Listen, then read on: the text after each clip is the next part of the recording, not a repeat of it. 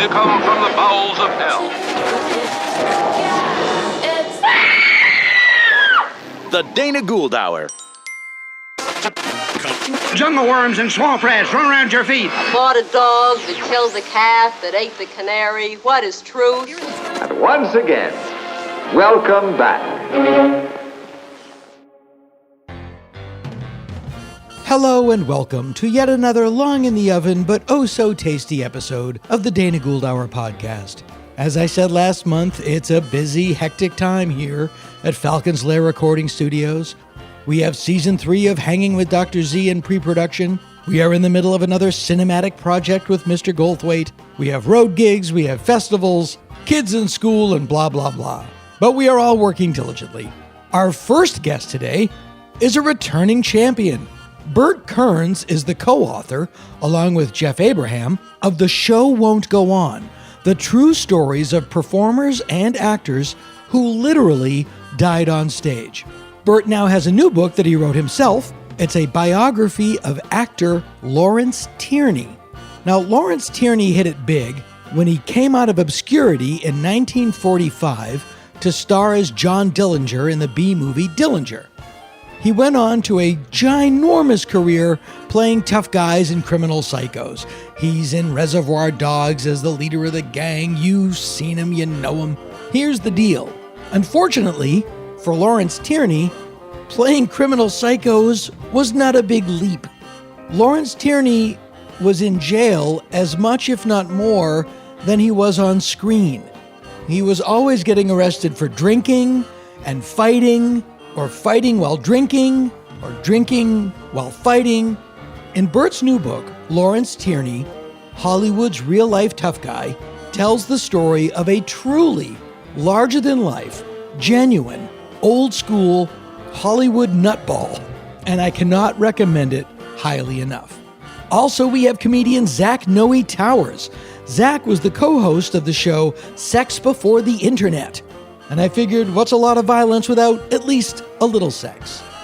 Zach is based here in LA, but he was raised in America's mighty heartland. He is also incredibly funny, Zach Noe Towers. True Tales from Weirdsville takes us on a deep dive into the origins and effects of the rumor, started in 1969, that Paul McCartney was dead. A rumor so pernicious that McCartney himself had to take to the covers of Time, Life, and Rolling Stone to assure the world that he was still alive. Lastly, thank God, if you like the show, please consider being a Dana Gould Hour Sky Cadet. Go to danagould.com and sign up for our Patreon. $5 a month gets you extra audio content, video content, and some other junk. We don't have graduated levels. $5 a month and you get some stuff. Don't be a shy cadet. Be a Sky Cadet. It's a simple deal for complicated times. One quick note regarding last episode. I wanted to personally thank everyone who went to Jackie Brown's GoFundMe and contributed to help Ms. Brown. She was able to meet her fundraising goal and is now in the thick of recovery and various physical therapies. She's gotten some really good news lately because of her ability to get these therapies. She most likely will not need neck surgery. So she's very grateful. I'm very grateful. And I wanted to personally thank everyone who took part in that endeavor. It is a shame that people have to do things like that for their healthcare needs. I understand that we live in a capitalist economy. I think it's great. I think it's the best system going. But maybe not everything has to be ground down to maximum profit. Maybe quality of life could come first. I know. And now, it's on to our filthy business.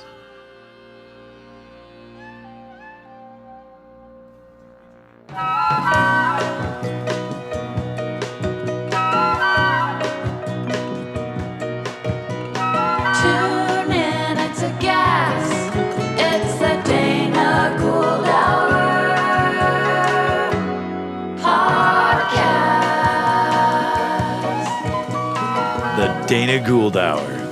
Free and worth it.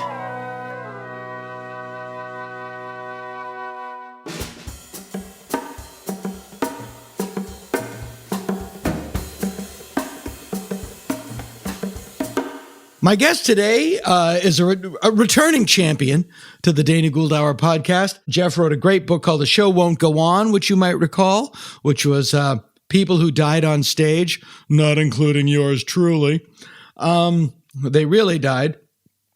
And he has a new book called Lawrence Tierney, Hollywood's Real-Life Tough Guy. Now, most people in this audience probably know Lawrence Tierney from his role in Reservoir Dogs, but his career starts in the 1940s, and what it shows is one of my favorite things: nothing is new.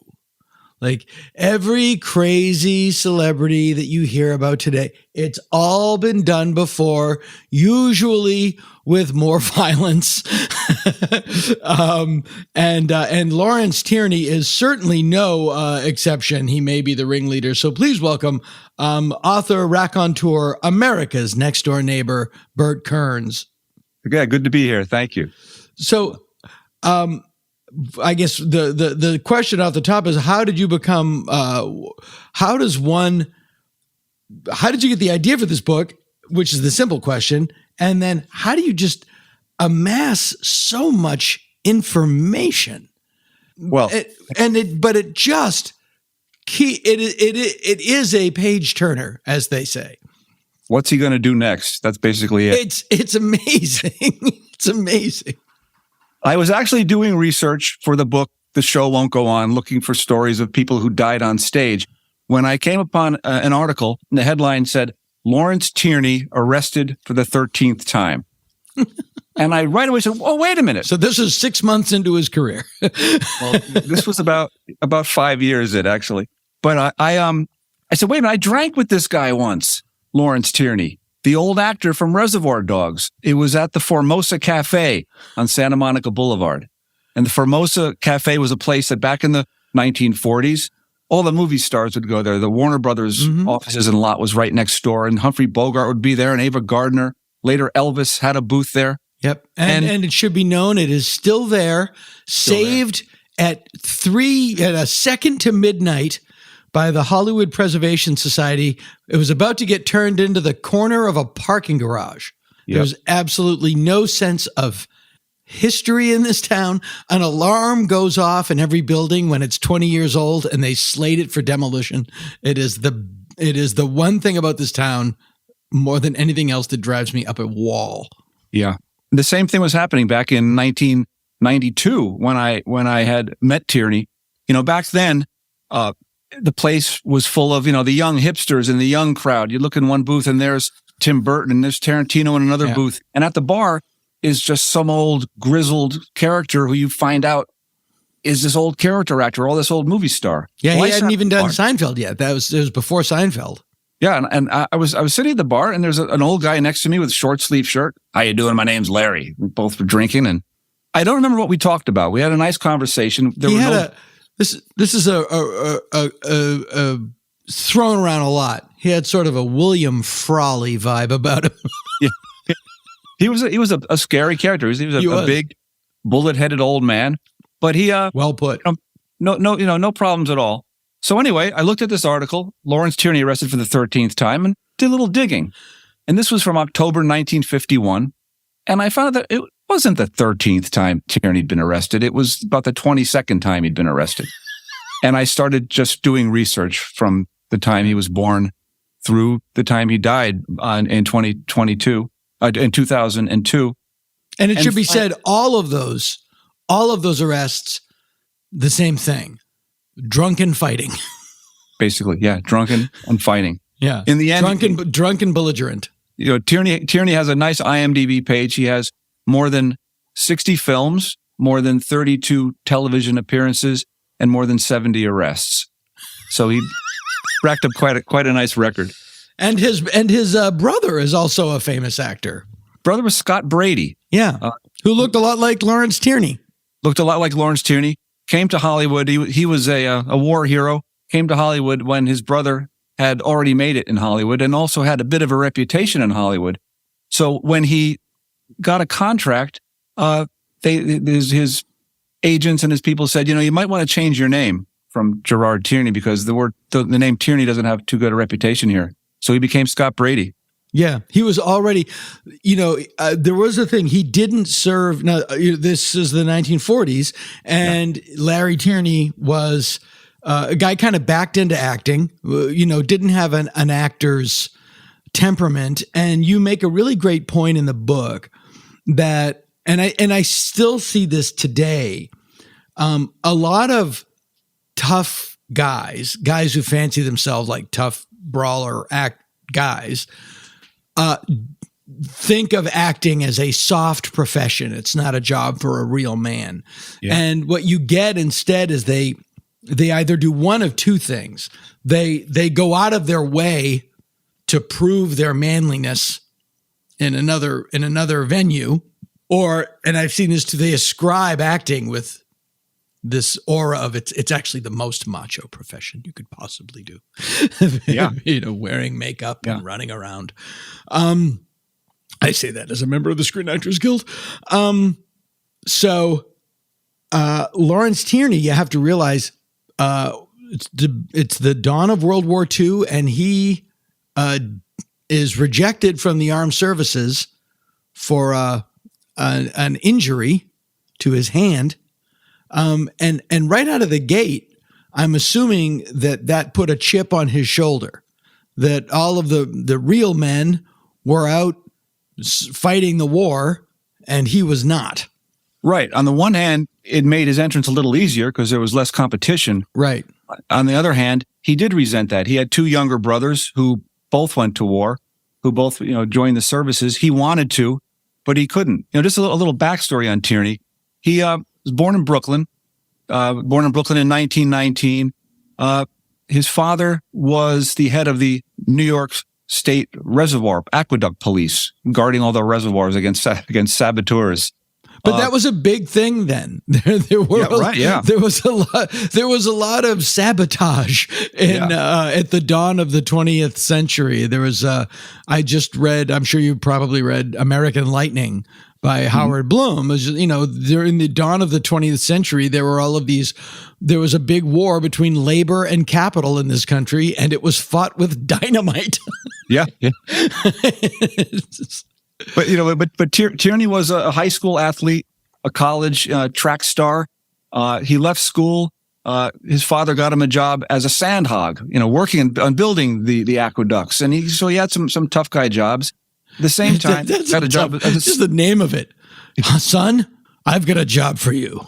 How would you like to be a sand hog? He was a sand hog. And he was also a Sears catalog model at the time. So he did some stage acting, and he wasn't bad. And he gets discovered by RKO Radio Pictures in New York, and is brought out to Hollywood with a big promise in 1942, which is, we're going to make you a star. So they bring him out onto the lot on Melrose and Gower, and they don't really do much with him. He's got little parts here and there, little parts that aren't credited, and he's just kind of hanging around on the lot. He gets himself a job at a lumber yard. He works as a post hole digger. He's making some extra money that way. And then one day he looks in the trades and sees that an independent studio, in this area they call Poverty Row, these are their low budget studios, was making a movie about the gangster John Dillinger, Public Enemy #1 from the 1930s. Mm-hmm.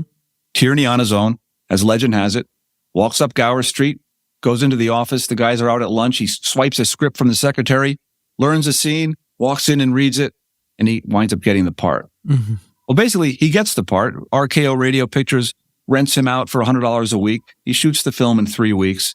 The movie opens, and overnight, Lawrence Tierney is Dillinger. He's a superstar throughout America. Yeah, this is literally an overnight sensation. Yeah, this is a Poverty Row movie. It's a B movie, B- movie. Yeah. During the 40s, like when there was no TV, people just went to movies, and this thing cost $65,000. I think you said just about that. Yeah, and grossed millions. We made $4 million in those first years. And the major studios all had a deal. They were not allowed to make pictures about gangsters, but that didn't count over on Poverty Row. So anyway, overnight, that's an important point. Not to. They talk about censorship and things like that.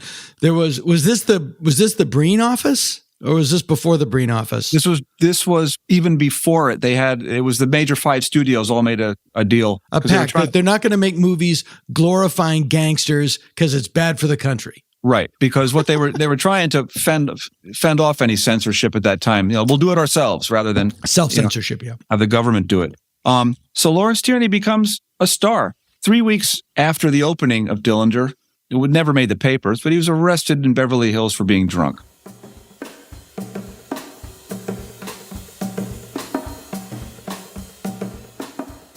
Two weeks after that, arrested again. Another $25 fine. I think by the third time he was arrested, he got put in jail for 30 days. And then this just went on. And in the papers, it starts to get reported. And again, he was in a gangster movie that the public, not the public, but the polite society, the newspapers and the big studios were looking askance on, and he's a public drunk. So right. he is the quote Hollywood bad boy at the time. Well, every article when he was arrested would say Lawrence Tierney, the screen's Dillinger, right, has been arrested again, or there's Lawrence Tierney trying to be Dillinger once again. And he could not escape that label of, they were saying that he was trying to be Dillinger off screen. Really, he had issues, I guess you would say. Yeah. There was alcoholism and violence in his family. And he probably has, today we might call him bipolar or whatever. He did definitely had issues. Yeah. And even then, it's funny because you realize that, extreme personalities, you look at them through the model, like they all have something, it's just like, this is the old question, like, was Hitler evil or just untreated? It's like, you can be both. I think it's pretty obvious, especially in that extreme example. But yeah, just like a lot of people were, undiagnosed bipolar or, Bill Parker, clearly was either had Asperger's or autism. It's like just undiagnosed at the time. Bill Parker, the LAPD chief, right. Inspiration for Mr. Spock. Tierney had another problem was that he was so good on screen in evil roles that the other side of him wasn't really able to come out. He was really funny. He was a very good actor, and he was a funny guy. That came out a lot in his later years. But he was in these film noirs like Born to Kill and Devil Thumbs a Ride. And no one was colder or more evil than Lawrence Tierney. And he resented that. He was like, I hate these characters, but this is the characters I have to play. Right. And there was I think Barry Gifford, who co-wrote, he wrote the novel Wild at Heart. Right. That David Lynch made the film about. Right. And he wrote a book called The Devil Thumbs a Ride, which was about the great film noirs. It's not and that's how I, sort of discovered it. Yeah. And it is The Devil Thumbs a Ride is one of the great film noirs, and it's sort of remade as The Hitcher years later. But it's terrifying. And Lawrence Tierney is completely terrifying. And am I mistaken in thinking that Ida Lupino directed that? No, she did not. He was up for a. So I am mistaken. She directed The Hitcher, right? The Hitchhiker. Right? The Hitchhiker. Yeah, that's what she directed. That one. Yeah, that's what she directed. Yeah. But yeah, he had tremendous screen presence, and he had a lot of talent, and they wanted him to be a big star. But every time he got a break, he hurled it to the ground. Yeah, it was always one step forward, 2 steps backwards. And he was let down by everyone who was running Hollywood, and everything from the medical establishment let him down because, he was in the early days of Alcoholics Anonymous, and he really went for it. He would spend months just white knuckling it, not drinking, but then he'd slip and right away be told, well, if you had, more moral character, if you weren't so weak, you would, right. You wouldn't do this. So he would just give up and start again. The studio would keep hiring him. And, they came up with a great idea. Maybe if we have him play a good guy in the Bodyguard rather than a bad guy, he won't be a bad guy off screen. Well, that didn't work. Mm-hmm. And then, for instance, this arrest that I had mentioned the 13th time in court, he shows up and the judge says to him, Mr. Tierney, you've been before me 13 times. And we've had it. Every arrest has been for the same thing, drinking and fighting. And I think right now it's time for you to spend some time in jail. But if you'll promise never to drink again, I'll let you off on probation. Your Honor, I promise I will never drink again. Okay, we'll let you off on probation, $25 fine. And this happened again and again through the 1950s, where, the help that he needed, and he would do interviews and he'd say, look, I'm powerless to this stuff. I can't help it. I do need help. Alcoholics Anonymous isn't working. And then the article would come out and say, oh, Dillinger's at it again. Right. So he had it tough. He had a hard time working a program. Yeah. Yeah. He had a hard time working a program. But also, as someone said, and it was because Robert Mitchum was another famous Hollywood bad guy. He wasn't, he was a beloved bad guy. He played a lot of similar roles. And he was famously, I don't think a lot of people know it now, that he went to jail for marijuana. Yeah. In late 40s, wasn't it? Late 40s. Late 40s. And like for a time, Robert Mitchum and Lawrence Tierney were the two sort of Hollywood miscreants that they couldn't behave themselves. And in an interview, I believe it was Robert Mitchum said, look, I think that Lawrence Tierney is ill and he belongs in a sanatorium, which was then a mental hospital. You know, he clearly needs help. And that goes on today. Andy Dick needs help. He should be in a mental hospital. He shouldn't be in jail.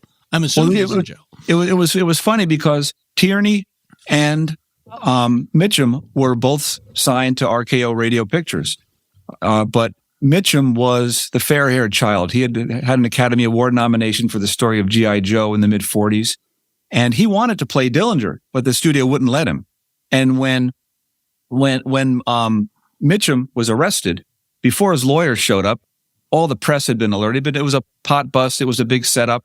He's at the police station, and on all of the press is there taking his picture, and he's saying, "Oh, my career is over. This is it. They're never going to hire me again. Say goodbye to Hollywood." And then a cop comes over and says, "Don't worry, we have Lawrence Tierney's cell waiting for you, Bob." And they all laughed. And what happened was Howard Hughes had taken over RKO Pictures, right, and said, "Robert Mitchum has been arrested for marijuana. Well, what picture do we have in the can? Get it out right away." And they supported him and rush released a couple of his films to cash in on the publicity. With Tierney, they cut him loose several times. That's also the difference between pot and booze. Then. Lawrence Tierney would get drunk and get into a fist fight. Robert Mitchum would get stoned and spend too much time finishing a jigsaw puzzle.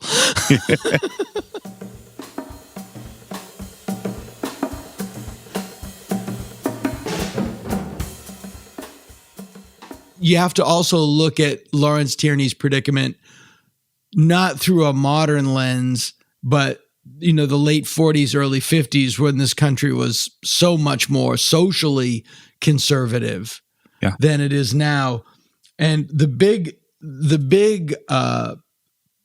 critic in New York for the New York Times was this guy. I'm not, by the way, everything for the people listening, this is all stuff I got from Bert's book. I know I sound like Captain Know-It-All, but this is all stuff I read in your book. It was this guy Bosley Crowther.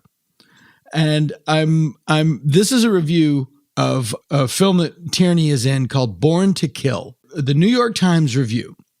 And Born to Kill was directed by Robert Wise, who was a very, it was his first film, but he was came up under Val Lewton, who edited Citizen Kane, would go on to direct West Side Story and The Sound of Music. Like it's not like he's Al Adamson or somebody. This is Robert Wise, and This is Bosley Crowther's review of Born to Kill. An hour and a half of ostentatious vice, morally disgusting, an offense to a normal intellect, malignant, cheap, unsavory, a smeary tabloid fable. And then about Lawrence Tierney's performance, he says, he is given the outrageous license to demonstrate the histrionics of nastiness. That's how good he was. I mean, you just imagine Clifton Webb at the beginning of Laura typing that in his bathtub. The histrionics of nastiness have never been more inappropriate. But that is that's the tone of polite society. Like he was really looked down upon. And yeah, the poor guy, he couldn't stay out of trouble. And when we say fights, like, there are photos in the book, he looks like a bus hit him. Well, some of his worst fights and the most damage done to him were by police, because he would, a police would come. What and a say, shock. We're going to haul you in.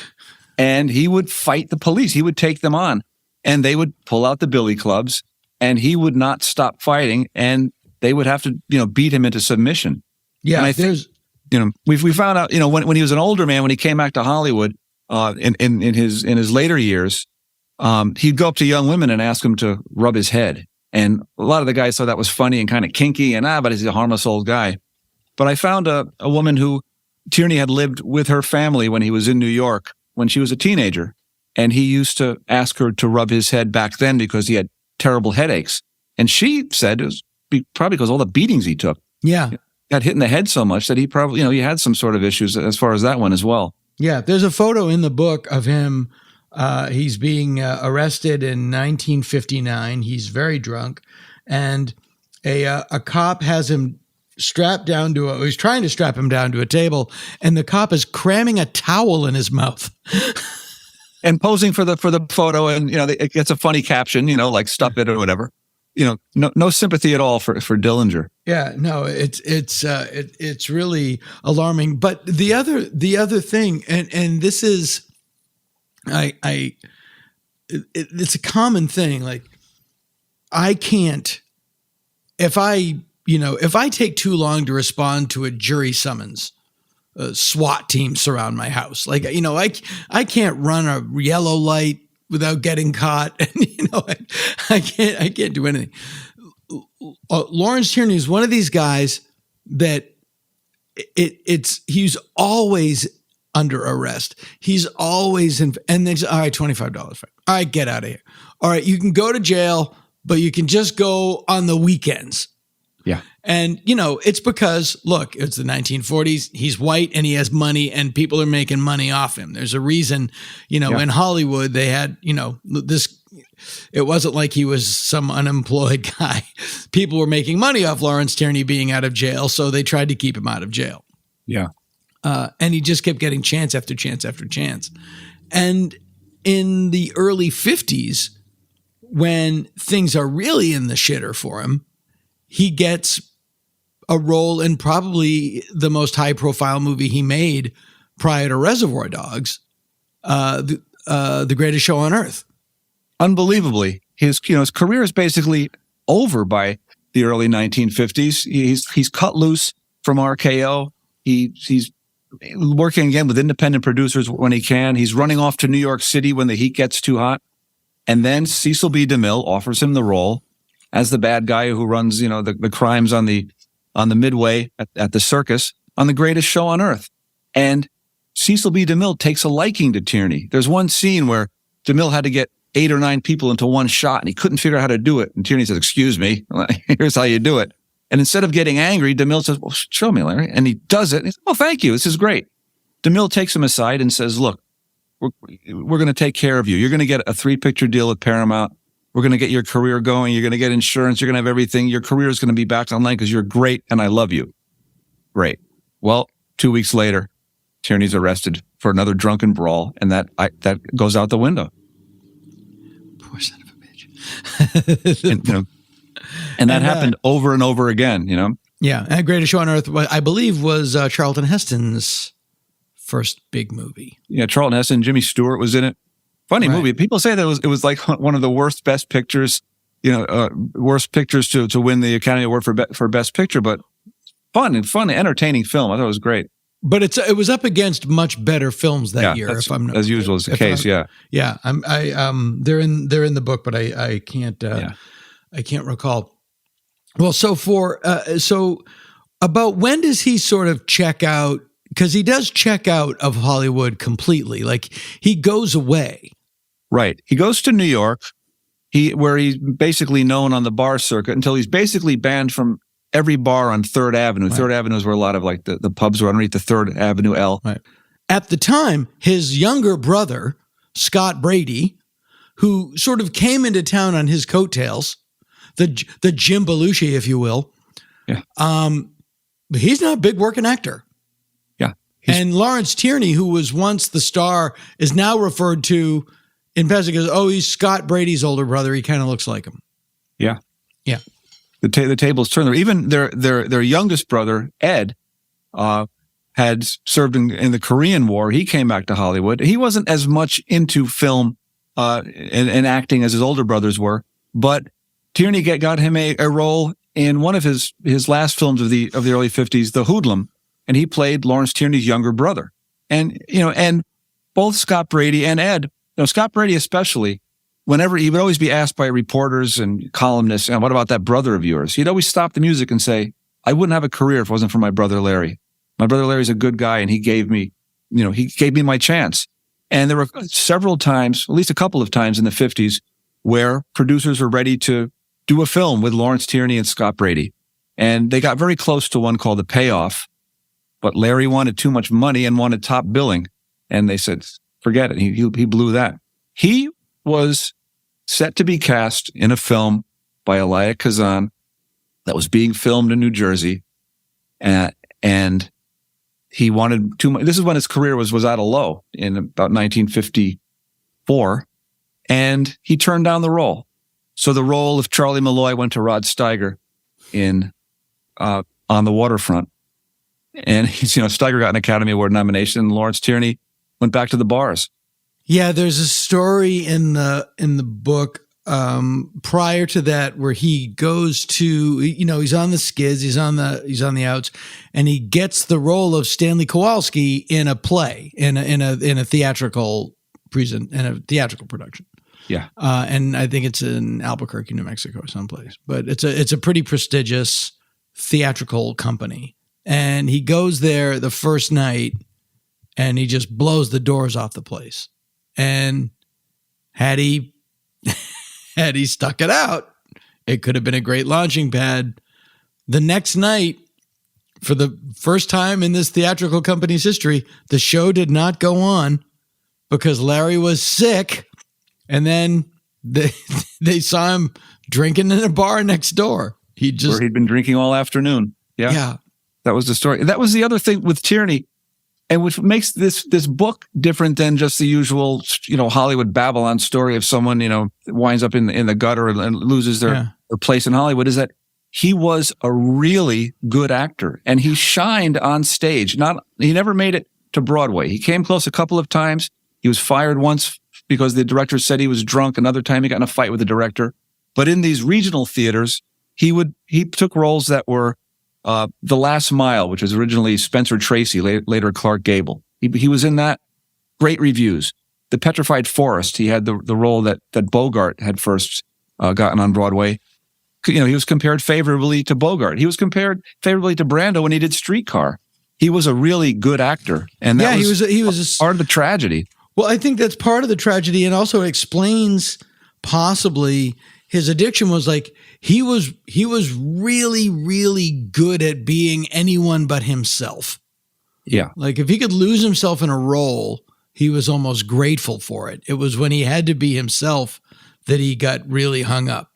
Yeah. And another thing about Tierney was, again, when he wasn't getting work in films, he always found a way to keep moving forward. He got a job and he got a license and worked in construction. He worked as a bartender. One of the big shames in the 1970s, according to the press, was when he was caught out working as a hansom cab driver in Central Park, driving people around on carriage rides.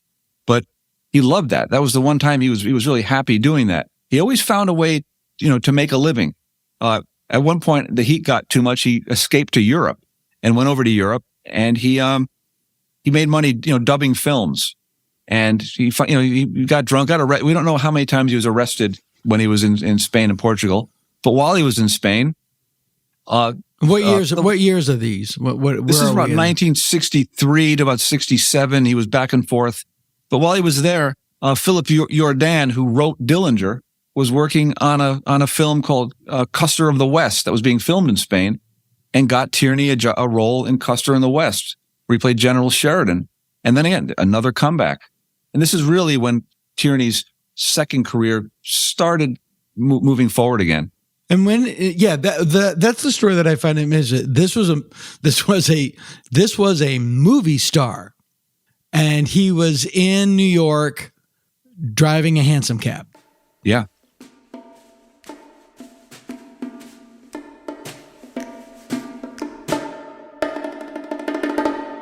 And when that story broke, is this like 70s, 80s, or? This was about 1974. Okay. And the story breaks. Somebody got a photo of him in front of a theater. It was one of the rare photos that was ever taken of Lawrence Tierney where he's smiling into the camera because he's so happy. He's got the horse and he's smiling. And it made the front pages of papers all across America. From handsome to handsome, from top to bottom. Lawrence Tierney, look what's happened to Lawrence Tierney. How horrible! It was worse than being found, in a bathroom with a needle in his arm. Right. It was terrible. But Tierney was happy, and I can totally see that. There's a discipline and a rigor and a sort of a non-intellectual responsibility to driving a hansom cab. Yeah. I would think that that personality would find very freeing. Like, I've got to be here doing this and I'll be fine. From 8 to 5, I've got to do this. And another interesting thing is around that time when he's got that gig, he gets a role in a play that's being put on in Philadelphia, Death of a Salesman. Martin Balsam is playing Willie Loman. Tierney gets the gig as Uncle Ben, which was like a ghostly figure in the play. But he understudies the Willie Loman role. He's the understudy for Martin Balsam. The director is George C. Scott. Well, about a week before the premiere. That's a testosterone set. Yeah. A week before the premiere, you know what happens. Somebody gets drunk and everything's thrown into chaos. But it wasn't Tierney. It was George C. Scott who got drunk, got in a fight with Arthur Miller, and ran away. And then Arthur Miller took over as director. So here's Tierney, being directed by Arthur Miller. And he got some good reviews. The play was a limited run in Philadelphia. But at the same time, he's getting these little roles. In 1976, he's cast in the movie Bad, Andy Warhol's Bad. Tierney shows up in an Andy Warhol flick. His old friend John Cassavetes, who gave him some extra shots in the 60s, gets him a role in the movie Gloria, and then he starts slowly making it back. There's the story of in 1970, the movie Joe, which made Peter Boyle a star. Right. Peter Boyle was the second choice for the lead behind Tierney, and Tierney. This would have been we got Peter Boyle out of it, so it was a good deal, but it would have been a perfect role for him. It would have completely restarted his career. Oh, the director, John Avildsen, said, I want Peter Boyle. Later directed Rocky, I believe. Yes, yeah, he wanted to do Rocky. He said, I want Peter Boyle. And the producers and the studio said, no, he's too young. Tierney's perfect for the role. Well, Tierney made it as far as the wardrobe fitting. As the story goes, there's just two separate stories. Either he urinated on a production assistant or urinated on the escalator at Alexander's department store on a sales lady. Tierney had a thing about public urination. Yes. The only Larry Tierney story I know is a public urination story. Yeah. There were more than one. The famous one was at But by the way, if you do a lot of drinking, that's going to happen. It's not a chicken or the egg. Yeah, there are many stories of that. Yeah, the one I know is, gosh, and Patton might have even been present at this. Patton or Larry Karaszewski told me this story. They're showing Born to Kill at the Egyptian Theater in Hollywood. Yeah. Robert Wise is on stage doing a Q&A. I'm sure you know this story. Yeah, it's in the book, yeah. Go ahead. Take it. Tierney shows up uninvited. This is 1998. He's closing in on 80 years old. And they look out the door and they say, oh my God, Lawrence Tierney's here. What are we going to do? Yeah. Robert Wise, by the way, an incredibly mild-mannered, soft-spoken guy. This was his brawler. Night. This was his big event.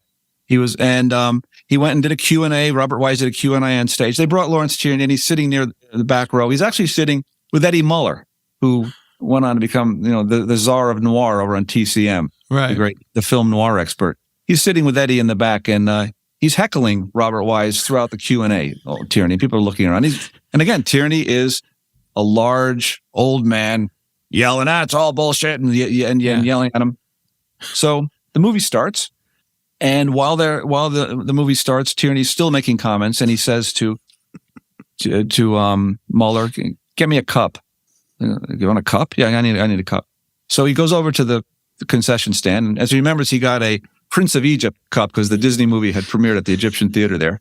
He brings him an extra large cup and hands it to Larry. And Tierney stood up in the row at the theater, dropped his pants, and began to urinate very loudly into the cup, into this big plastic cup during a quiet Prince of Egypt cup movie, of course.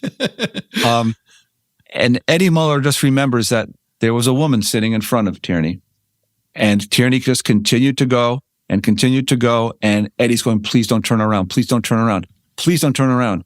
And the woman, of course, turns around at eye level, and Tierney says with an obscenity, "Hey, what's the matter? Ain't you never seen one of these before?" You can say it's a podcast. Ain't you ever seen a cock before? Okay, yeah, there you go. Ain't you never seen a cock before? And that was one of Tierney's last public appearances too. It's just if he. Oh, by the way, he was banned. He was, of course, that was an American Cinematheque event, and he was banned from the American Cinematheque until the launch of our book. When we launched it at the Aero Theater in Santa Monica, the American Cinematheque did a screening of Born to Kill and Shakedown, and Lawrence was invited back. He was invited back.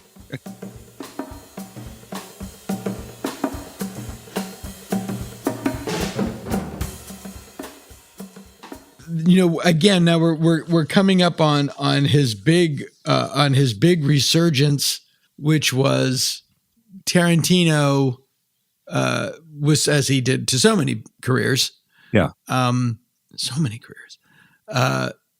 Casts him in his first film, Reservoir Dogs. Yeah. And he didn't even know that he was still alive. No. There was a screenwriter and director named C. Courtney Joyner. And he'd shared an agent with Tarantino back then. They were part of the same crowd of young, wannabe filmmakers, and they were all getting their starts. And Tarantino handed Courtney a script and said, check out the script. I'm going to direct this. And the script was Reservoir Dogs. And at the top of the script, Tarantino dedicated the film to like 8 of his cinematic heroes. This script is dedicated to, and the 8th name was Lawrence Tierney. And Courtney said, you're dedicating this to Lawrence Tierney? And Tarantino said, yeah. Well, he was the toughest guy ever. He died in a shootout at a whorehouse in Mexico. And Courtney said, no, he didn't. He lives behind the Fairfax Library. I see him every week. And so Courtney introduced Lawrence Tierney Print the legend. Yeah. He introduced him to Tarantino, and then the rest is history. Well, the rest is history, but it was not a smooth shoot. He played Lawrence Tierney played Joe Cabot in Reservoir Dogs, who organized the heist. Yeah. And how did there's a Quentin and Larry didn't always see eye to eye. No, well, Quentin was like many other filmmakers and producers at that time. They were really excited to work with Lawrence Tierney. I mean, this was until they did. Until they did. And, the producer, Lawrence Bender, made a call to one of the guys who knew Tierney and said, we're going to hire Lawrence Tierney for this film. What do you think? And the guy said, okay, let me tell you right now. He's going to need a minder. He gets really bored. Like he'll get distracted. He'll walk off he's been known to like just walk off the set with some people he meets and go drinking in the middle of the set. He doesn't listen. You got to be really careful with him. Don't worry about it. We'll take care of it. So the first week of filming, they filmed a lot of Tierney scenes, and he couldn't remember his lines, and he didn't understand the poetry of Tarantino's writing, didn't get the jokes. He would blame the other actors and cause a lot of trouble. And these are really good actors. If you're really good actors, it's that cast is Tim Roth and Harvey Keitel and Michael Madsen and is Chris Buscemi? Penn, and Steve Buscemi was in it, yeah. And so Chris Penn, he was giving Tarantino a lot of trouble. They were down to the final shot of the first week of shooting. They were shooting what was actually the opening scene, the diner scene, the pancake house scene, right? And he had to get Tarantino needed to get that last shot of Tierney. And he said, okay, now here, Larry. And in the middle of talking, Tierney gets distracted and walks away. And Tarantino made the mistake of grabbing him by the arm and saying, no, Larry, stop. And Tierney said, get your hands off. And the next thing you know, boom, fists are flying. Everybody jumps up from the table. Keitel and Madsen separate the two. And Tarantino says, I've had it with you, you fat fuck. You're fucking fired. And they both walk in separate directions. Tierney walks out of the diner down the middle of the street, the boulevard, just was walking down the double yellow line. And as Tarantino remembers it, the crew then broke into applause. Yeah, you did it. Well, suddenly Bender comes running out from the other room and Keitel comes over. We don't have it. Yeah, fire this guy. What do you mean? Well, we don't have a budget to reshoot. You got to get him back. So they got him back. Before that, though, how did they get him back? Well, Tierney continued walking, and he went home, and he was in a rage. And there's a bar nearby his house called Bordner's, and Bordner's is still there. That's another one of those Bordner's places. Still there, right across the street from Musso and Frank's. Musso and Frank's, yeah, right there. That's actually where Courtney Joyner first ran into Tierney, sort of like when I met him at the Formosas. One of these old joints had been around since the 40s, and blessedly still there. People. So he goes to Bordner's, and he drinks, and he gets nice and drunk. And he gets in a fight with the bouncer, breaks the front window of the door at Bordner's, then goes back to his apartment. It's all the same day. Same day, at evening. He is steaming for what this Tarantino punk did. He gets, there's another guy on the street, he brings him up to his apartment, and they drink some more. Tierney had a nephew, named Michael Tierney. He was Ed Tierney's son, who was sort of his uncle's caretaker and took care of him, made sure that he got to his auditions on time, made sure he got to the sets. He heard that what was going on with his uncle and went up to the apartment to talk to him and calm him down. By this point, Tierney was in a rage. After a little while of talking, he just couldn't take the nephew speaking anymore and pulled out a .357 Magnum and started shooting. Missed his nephew. All understandable. Dirty Larry, as his nephew called him. The bullet, of course, went through the wall, narrowly missing some people in the next apartment. Meanwhile, Michael hightailed it down the stairs out into the street and did what apparently not only saved Tierney's life, but saved Quentin Tarantino's shooting schedule. He called the police and said, there's been an incident. He didn't say that my uncle's shooting at me. He said, somebody needs help here. Police came. They saw what was going on, and they arrested Lawrence Tierney and brought him to jail. Well, at this point, Michael and Courtney Joyner and their agent and everybody got together and said, don't tell Quentin. Quentin can't know this because, this will ruin the insurance. This is going to ruin everything. Right. We can't let him know. We got to get this guy out of jail before Monday. And this whole story is the definition of no good deed goes unpunished. At this point, the police are thinking of charging Tierney with attempted murder. So they don't know what's going on. They don't care. They don't. Lawrence Tierney isn't Lawrence Tierney anymore. They don't give a shit. And this is the early 90s LAPD. Right. Under, what's his name? The guy Gates. Gates. Yeah. Daryl Gates. Paramilitary organization. Yeah, exactly. So at this point, Tierney's agent puts up his house as collateral for bail. They get him out on bail. They allow him to finish the film under a form of house arrest. I think he had like an ankle monitor. He finishes the film. And then because of his age, they wound up narrowing the charge down, cutting it down to firing a gun in an occupied dwelling. And he had to spend some time in a halfway house in the valley. And one of his friends who picked him up, remembered he was showing up to pick up Tierney at the halfway house. And it was Tierney, who was about in his early 70s at the time, and all these young 20-year-old gangsters. And Tierney's, what's their leader? Sure, of course. Yeah, they all looked up to him because he was an OG. It was unbelievable. But there's another. I don't know if you know the story. There was I think it came from movies where gang bangers, whatever they're called, would hold their pistol sideways. Right. I don't know why it became an affectation, but it went from movies to real life. And the murder rate went down because people were missing more. It helps, yeah. And then was it from Reservoir Dogs that he got onto Seinfeld?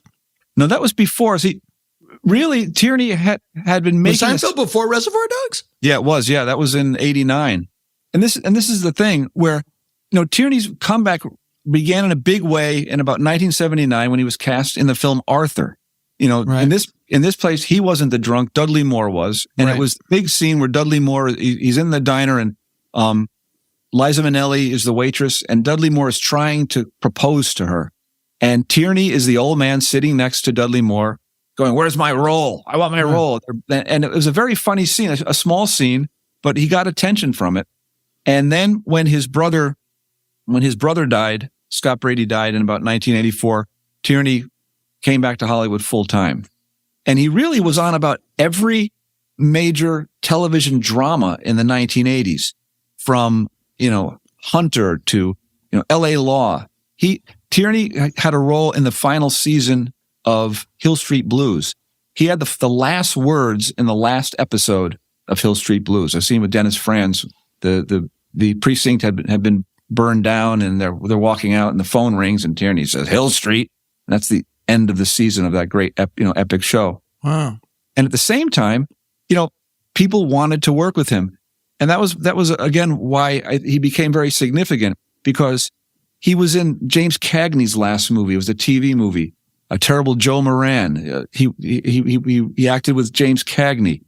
He was in his friend Jack Nicholson, got him a role in Prizzi's Honor. He's directed by John Huston. John Sayles puts him in City of Hope. So he's working with all these top directors who wanted to work with him. Meanwhile, he's got roles in Star Trek, The Next Generation, because these guys, they go, "Wow, Lawrence Tierney, I want to get Lawrence Tierney in here." His big real comeback was in Tough Guys Don't Dance, which was directed by Norman Mailer, and starred Ryan O'Neal and Isabella Rossellini was in it. And again, it was a film noir gangster movie done by Norman Mailer. Film was not his first language. It was it was laughed at. It was an over-the-top crazy film, but Tierney got the best, reviews in it. They said the only real thing in this was Lawrence Tierney. He's terrific as the father of Ryan O'Neal's character. Yeah. By the way, Norman Mailer, Ryan O'Neal, also not afraid of a fist fight. Right. All tough guys. And they went to the same high school, Tierney and Mailer. Tierney was a few years younger than him. Yeah. And Norman Mailer, I think his first film is famous for a real fist fight between him and Rip Torn. With a hammer. And he's on him with a hammer, yes. Yeah, but it's a real fight. Real fight, yeah. You can see it on YouTube. And what's fascinating about it is, if you've never seen a real fight, or if you've seen fights in movies are choreographed. They're dances. Yeah. Real fights are slow and weird. And that's what that is. That's what it was. It was a real fight. It's really slow. But, all those guys, is Seymour Cassell still with us? No, he passed on, yeah. Okay, then I can tell this story.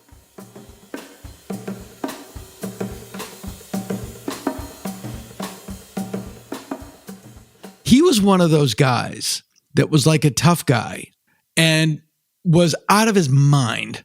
And he seemed to be ambivalent about acting. Like, again, he thought that acting was not a tough guy affectation, and he had to kind of make acting a tough job. He had missing fingertips. His hands he said they were caught in a cell door, but he had missing fingertips. I know this because I was in a short a USC thesis film with him, a short film. And he kept walking up to me. I was the lead. And he kept walking up to me and pinching my dick. and nowadays that would not be tolerated, but he was just but not it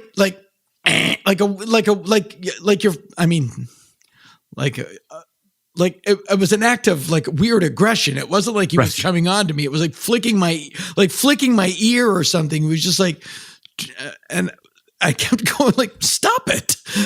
And he would just laugh.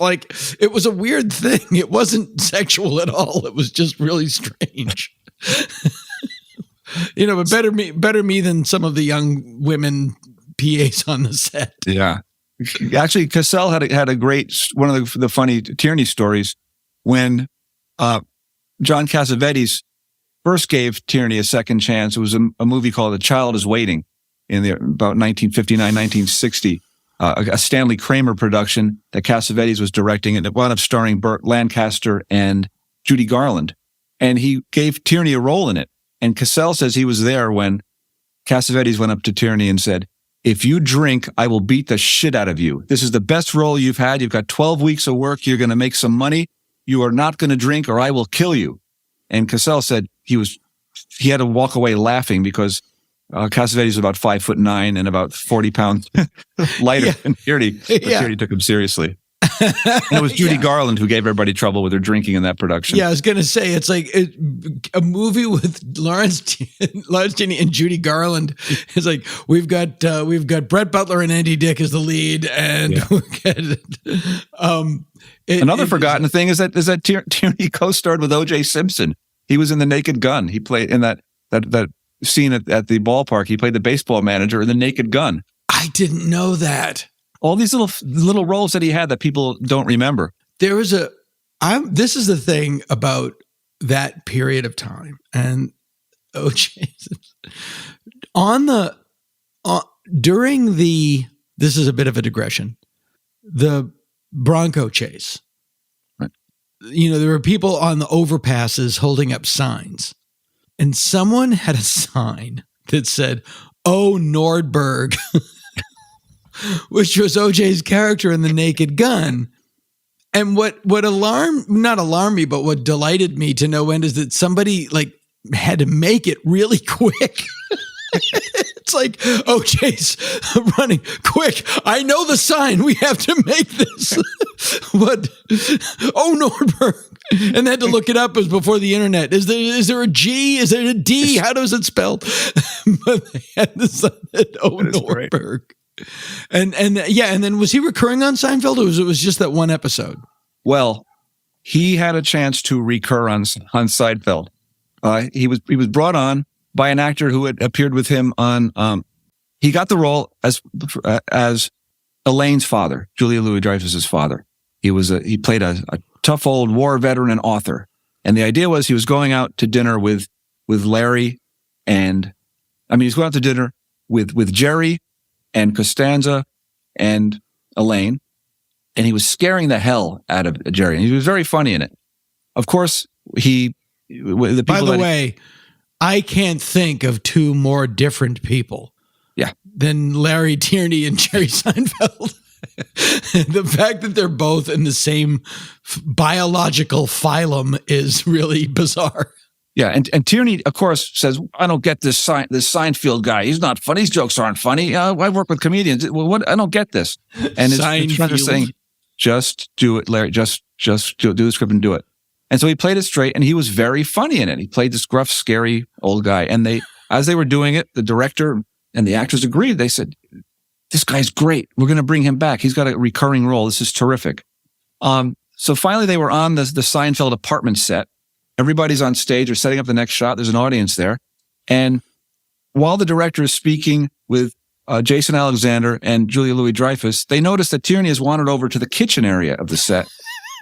And he goes over to the knife block by the stove, and they see him take a large knife out of the block and stuff it under his jacket. And they look at each other and they say, "I'm not going to say anything. Are you going to say anything?" "I'm not going to say anything." And they're like, he just took a knife and put it under his coat. What's he going to do? Well, Jerry Seinfeld noticed it, put down his script and walked over and got right in Larry Tierney's face and said, "So, Larry, what's with the knife?" And Tierney is busted. He gets a little bit embarrassed and pulls the knife out and jokingly says, "Well, this is just in case I have to stab you in the head." And then he held the knife over his head in the Tony Perkins psycho mode and went and pretended to stab Jerry Seinfeld in the head. Whereupon they said, "Get this guy out of here." Don't stab me in the head. Yeah, he's gone. And so that he blew it. That would have been a nice paycheck for him. If only it's someone had said, "Larry, just put the knife back." Yeah. After we wrap, we'll give you the knife. Well, he was causing trouble the week, and during rehearsals, he was staying. Tierney had his own apartment, but he liked to bunk with people. There was a director named Jeff Burr that he worked with that he slept on his couch and didn't leave for 6 months. Sure. At this point, he was bunking with a film historian named David Delval, and Delval would get phone calls from the set and go, "Look, do you see a stapler and do you see like a hole puncher there? Because Larry's been stealing things out of Seinfeld's office." And he was stealing things out of the office because he was a bit of a kleptomaniac. He was a man without any sort of social boundaries. He was when he showed up in Hollywood in the mid 1980s, he was like these young filmmakers that would see him at Bordner's. They would say, "Oh my God, it's Lawrence Tierney, who we just saw him on the screen in The Silver Bullet, the Stephen King movie, and here he is, and he's the real deal." Yeah. And the next thing you know, he's drinking with them. The next thing you know, he's sleeping on their couch. And he passed in 2002? 2002, yeah. He did not pass from alcoholism. He had a series of strokes, and then I believe it was pneumonia at the end. Yeah. Well, it's eventually your body just breaks down. Yeah. He had one brother who died at about 54. Scott Brady died at 60. Lawrence Tierney Wow, that's young. They both made it young. Scott Brady had emphysema and had some issues like that. Tierney made it within weeks of turning 83. Yeah.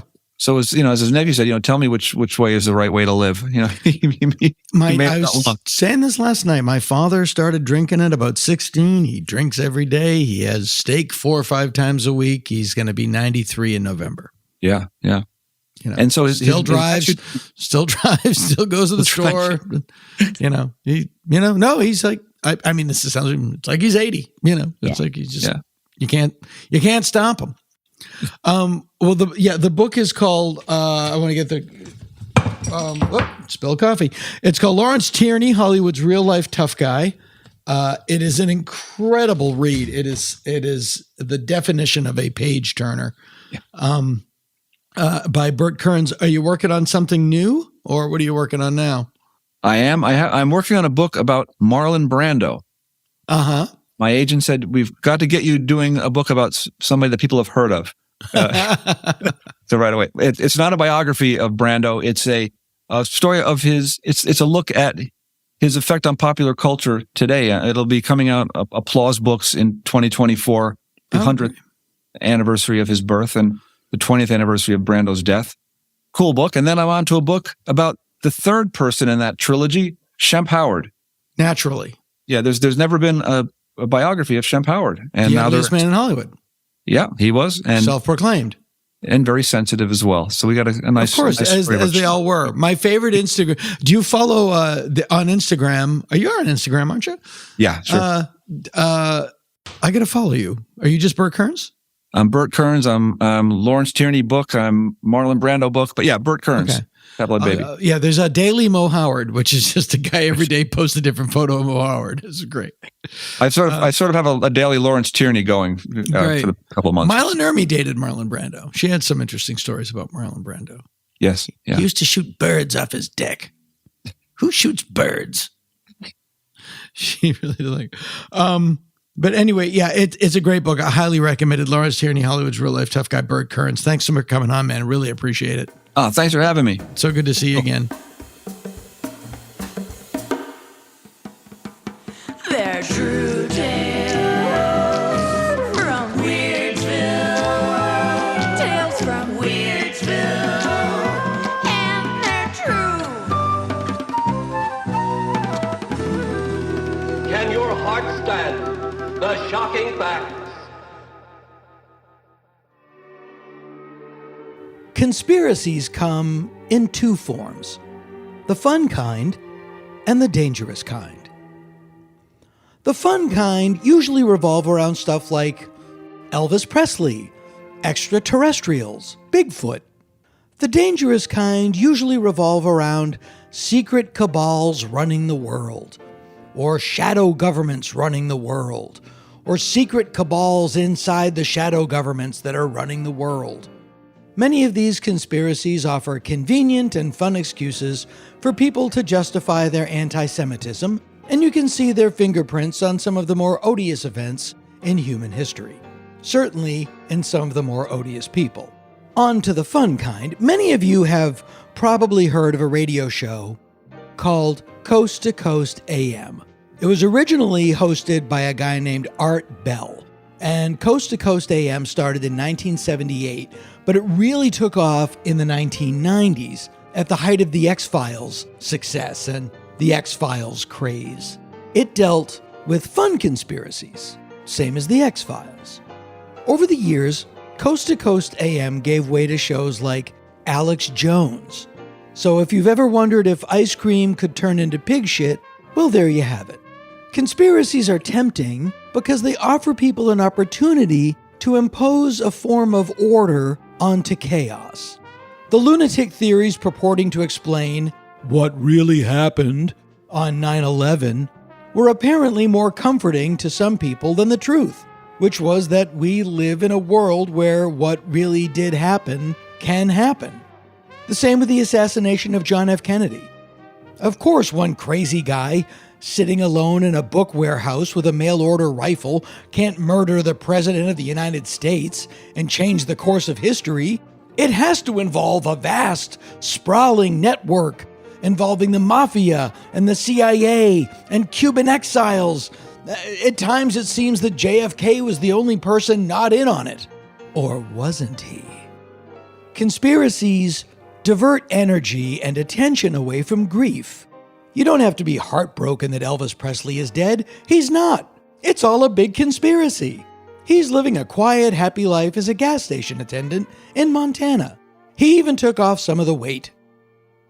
People who are supposed to be dead, being still alive, is a common and somewhat fun conspiracy. Then there was the time that people imagined that somebody still alive was actually dead. It all started with a college newspaper, the Drake Times-Delphic, the official newspaper of Drake University in Des Moines, Iowa. On September 17th, 1969, a writer for the paper named Tim Harper wrote the following. Lately on campus, there has been much conjecturing on the state of Beatle Paul McCartney. An amazing series of photos and lyrics on the group's albums point to the distinct possibility that McCartney may indeed be insane, freaked out, or even dead. Now, if you parse through all the word salad, What he said was this: some people have said some stuff that has led them to think that Paul McCartney might be dead or something. The comment is pretty qualifier heavy. Lately, some people have conjectured about a possibility. And it would have stopped right there had not a copy of the Drake Times-Delphic not made its way to Detroit, where on October 14th, 1969, DJ Russ Gibbs took a call from a listener who had read the paper and claimed that Paul McCartney was dead and that the Beatles were hiding it. Gibbs, along with fellow WKNR employee Dan Carlisle, began examining and cataloging potential clues. 7 days later, the story finally made its way to New York, where WABC's late-night DJ Roby Young dedicated his entire show to the rumor. Now, at this point, as far as the public knew, the Beatles were still together. Their last studio album, Abbey Road, had only been released 3 weeks before, in the US on October 1st. Paul and Linda McCartney, formerly Linda Eastman and misreported as Jane Eastman in the Drake Times-Delphic, had only been married for 7 months. They tied the knot on March 12, 1969, and John Lennon and Yoko Ono followed them down the aisle 8 days later on March 20th. The behind-the-scenes reality was that the band was over, but no one was saying anything as far as the public was concerned. Everything was okie doke. And yet the Beatles were so unnaturally mega giant that rumors had always swarmed around them. According to the book The McCartney Legacy by Alan Kozin and Adrian Sinclair, which was a major source for this piece, the Beatles first came to prominence in America in the mid-1960s at the height of the Cold War. And far-right conservative conspiracy mongers, again, there is nothing new in the world. Everything you find annoying today was annoying yesterday as well. Far-right conservative conspiracy mongers insisted that the Beatles were nothing more than a communist plot designed to turn American youth against America's core values of Christianity and capitalism, although certainly not in that order. According to another article in the Fortean Times by Dean Bollinger, in 1965, the Reverend Davis Noble from the Christian Crusade movement published a book called Communism, Hypnotism, and the Beatles. The Christian Crusade were the 1960s version of today's white Christian nationalists, and they viewed every social and cultural change as a communist plot to subvert America. Not just long hair, drugs, and sexual liberation, but women's rights, civil rights, the anti-war movement, you name it. All you have to do for today's version is substitute those things for drag shows, same-sex toilets, people's pronouns. It's all the same thing. As far as the Christian Crusade were concerned, the Beatles were ripe targets. Nable's essay was subtitled An Analysis of the Communist Use of Music, the Communist Music Master Plan. And it put forth the then popular conservative theory that rock music, or as it was still being called, Negro music, used repetitive rhythms to hypnotize American youth and induce them into deviant behaviors.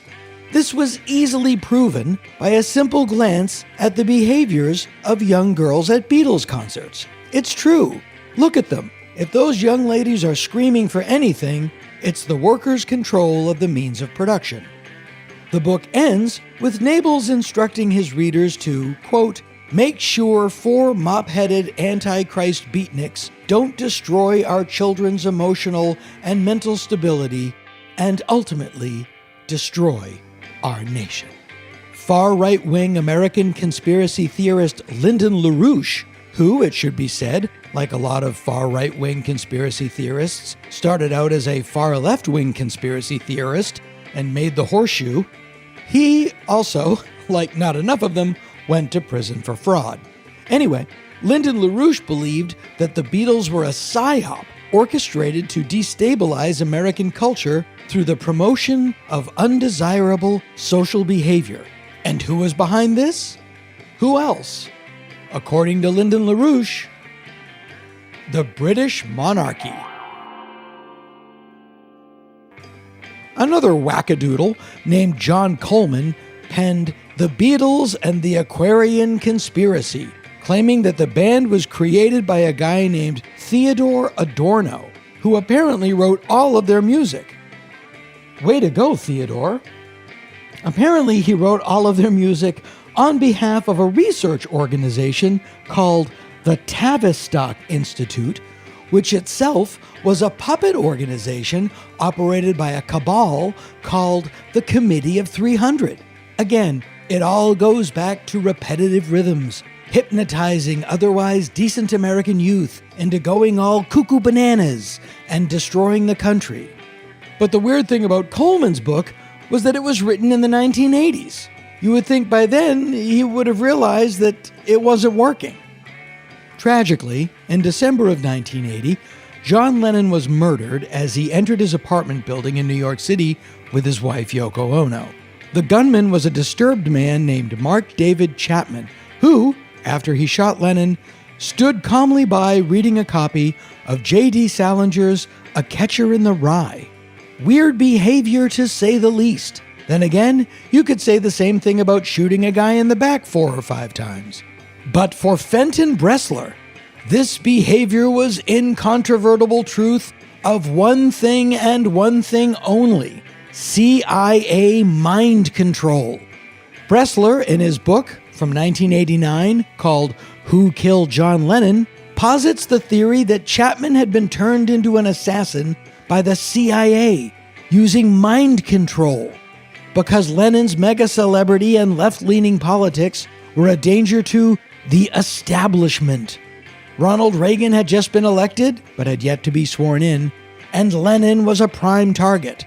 Not sure what that says about the guy who shot Reagan, but you can't look into this stuff too deeply. When I lived in San Francisco in the late 80s and early 90s, there was a guy who had a theory that the CIA used Stephen King to assassinate John Lennon, and that Mark David Chapman was the fall guy for Stephen King. In the very creepy photo of John Lennon signing an autograph for Mark David Chapman, Chapman does look vaguely like Stephen King. Actually, he looks vaguely like someone who looks like Stephen King. Anyway, I know all this because the guy's theory was painted onto his van with photos and everything. And he would park it all over town on busy pedestrian streets, like in the Haight-Ashbury or down in the Marina. Big letters, Stephen King killed John Lennon, on his van. Oh, San Francisco. Mark David Chapman wasn't the only psychopathic Beatles fan out there. Let's not forget Charles Manson. Manson was convinced that the Beatles were sending spiritual messages directly to him, Charles Manson, through their music. He viewed the White Album songs Revolution 9, Piggies, and Helter Skelter as signs that the Beatles wanted him to instigate the coming apocalypse. For some unfortunate, innocent people in Los Angeles, he did just that. That was all in the hot, smoggy summer of 1969, the same time the Paul is dead rumor had taken flight. Now, as I said earlier, the rumor started in a college newspaper, made the jump to a Detroit rock and roll station, and then finally to New York's WABC, where DJ Roby Young dedicated his entire late night show to calls about the rumor. WABC was not amused, and in an act of journalistic responsibility that seems somewhat incomprehensible today, they fired Roby for irresponsibly spreading an unverified rumor and creating hysteria, unquote. But by now the lid was blown off and the rumor was spreading all over the world. And one thing about rumors like that is that the more you deny them, the more your denials are used as proof that it's true. If it wasn't true, why else would you be denying it? The theory of the Paul is dead rumor went as such. In November of 1966, the Beatles had an argument during the recording of the Sgt. Pepper album, causing McCartney to storm off and drive away in his car. He got distracted, crashed, and was decapitated. Enter the British Secret Service. Yes, the MI5. Fearful of the distress and the cultural shock that would have been caused by the death of young Beatle Paul, the MI5 convinced the Beatles to replace him with a lookalike. A Paul McCartney lookalike competition that no one had ever heard of was held, and the winner was a young orphan from Edinburgh, Scotland named William Campbell. Campbell looked alarmingly like McCartney. He also had plastic surgery to look even more like McCartney, and the other Beatles trained him to sing and play like McCartney, and apparently to write like McCartney, because everything attributed to McCartney after Sgt. Pepper was supposedly written by William Campbell. That's pretty good. A guy who looks like Paul McCartney and can also write Hey Jude. You've done well. Well, assuming you were so fortunate that you could seamlessly replace one of the most famous people on Earth without anyone catching on, there's only one thing to do after that. Start throwing clues all over creation that you had done it. Because. Among the more obvious clues, the cover of Abbey Road, which is supposed to represent a funeral procession. Lennon leading the way as the preacher dressed in white, Ringo behind him in a somber black suit as the funeral director, Paul out of step and barefoot, which means that he is the corpse, I guess, and George Harrison bringing up the rear, all in denim, the working-class gravedigger. Behind the Beatles is a white VW Bug with the license plate LMW 281F, which was supposed to mean 28 if, meaning Paul would have been 28 upon the release of the album if he had lived. For the record, there were no shots of all four Beatles in lockstep. There was one where McCartney's a little out of step and everybody else is good. That was the best one, so that's the one they used. Paul was barefoot because it was a hot day, and Paul was 27 when the album was released, not 28. On the inner gatefold of the Sgt. Pepper album, Paul is wearing a patch on his coat that says OPP. It means Ontario Provincial Police.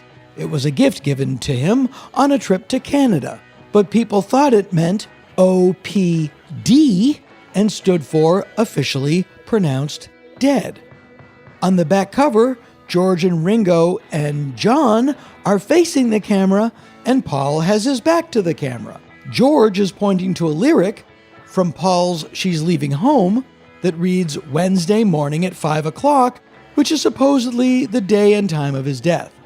The album also contains the lyric, He blew his mind out in a car, which people thought was about Paul.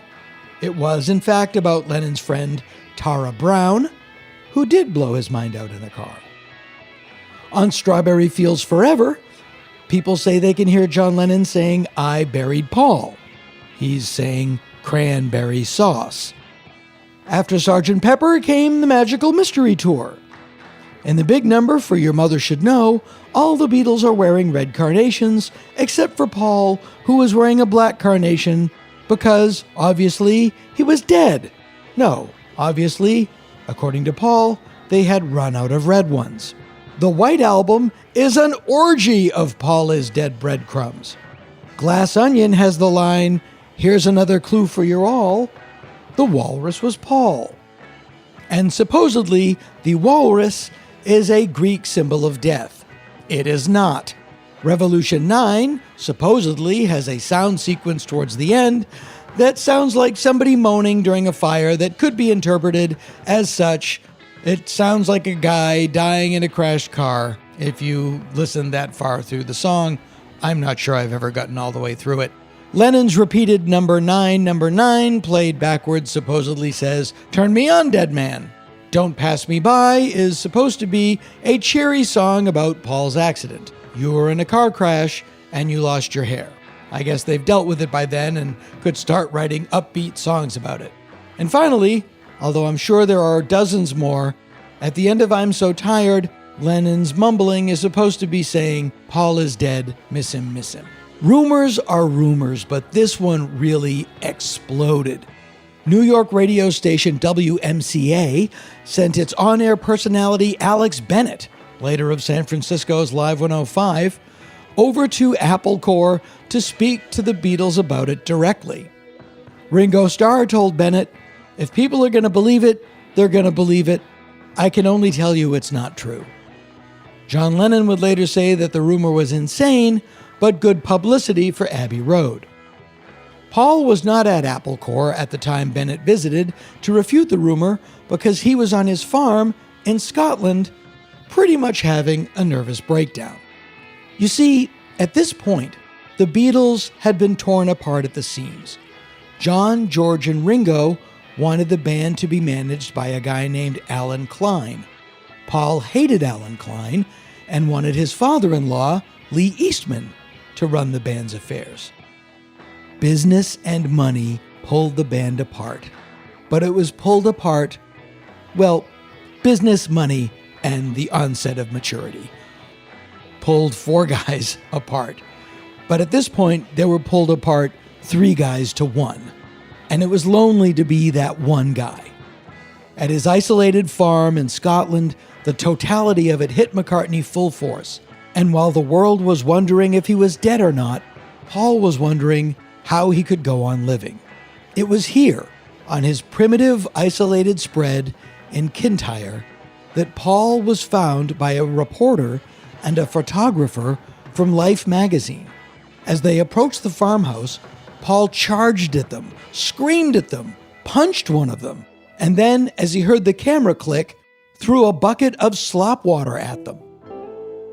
All caught on film. The reporters headed back, and McCartney, realizing that he had made an egregious error, chased after them in his Land Rover, apologized profusely, and then offered the reporter and the photographer an exclusive story and staged family photos if they would please be kind enough to give him the film of his previous inhospitable behavior.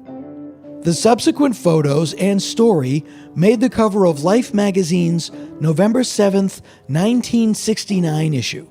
The headline, Paul is still with us. One last postscript. One of the underlying aspects of this particular piece is that everything that's rotten about our culture today was around yesterday as well. People on the political fringes claiming they have the exclusive rights to what defines an American, decrying anything they are afraid of as a secret plot to undermine our way of life. People retreating into paranoia and fantasy as a way to cope with their anxiety. People unable to deal with reality, creating a false reality that is reinforced by others who share their desire for that same false reality. Another one? Victim blaming.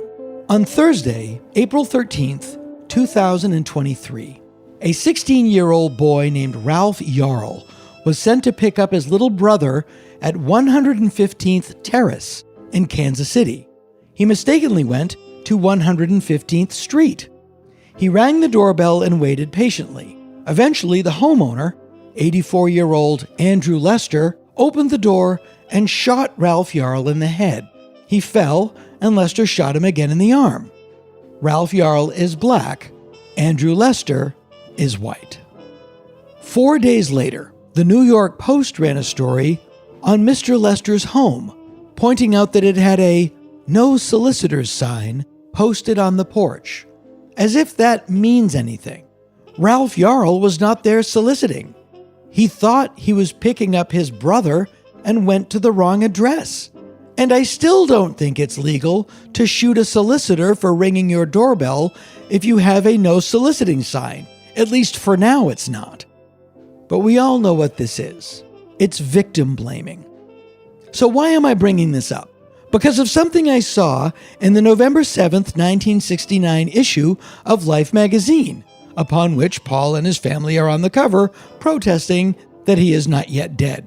On page 4 of that issue is a piece entitled, "In Hollywood, the Dead Keep Right On Dying," and below the headline is a photo of Sharon Tate. As of November 7th, the Los Angeles police still had not solved the murders of Sharon Tate and her friends, nor those of the LaBiancas. The murders had occurred 3 months prior, in August, and the pressure on the LAPD to solve the case was insane. Without anyone in handcuffs, the police took some of the pressure off themselves by blaming the victims. According to the article in Life, written by Barry Farrell, he interviewed one of the detectives, and in the interview, it was revealed that the detective seemed more interested in prosecuting the victims than the killers. Quote, "You wouldn't believe how weird these people were," he said, referring to Tate, Jay Sebring, Abigail Folger, and Wojtek Frykowski. The detective went on, "I mean, if you live like that, what do you expect?" As I said, this magazine is dated November 7th, 1969. On October 12th, 1969, Charles Manson and several members of the family were arrested, not for the murders, but for auto theft. On November 12th, Manson follower Susan Atkins bragged to her cellmate that she had participated in the Tate killings. On November 17th, a man named Danny DiCarlo claimed that Manson had bragged about the killings to him, and the pieces of the puzzle began falling into place. Manson himself finally made the cover of Life on December 19th, 1969. I don't know if Ms. Tate's house on El Cielo Drive had a no solicitors sign or not. If it did, I'm sure the New York Post would have pointed it out. Number 9, number 9, number 9, number 9, number 9. And now, on with the show.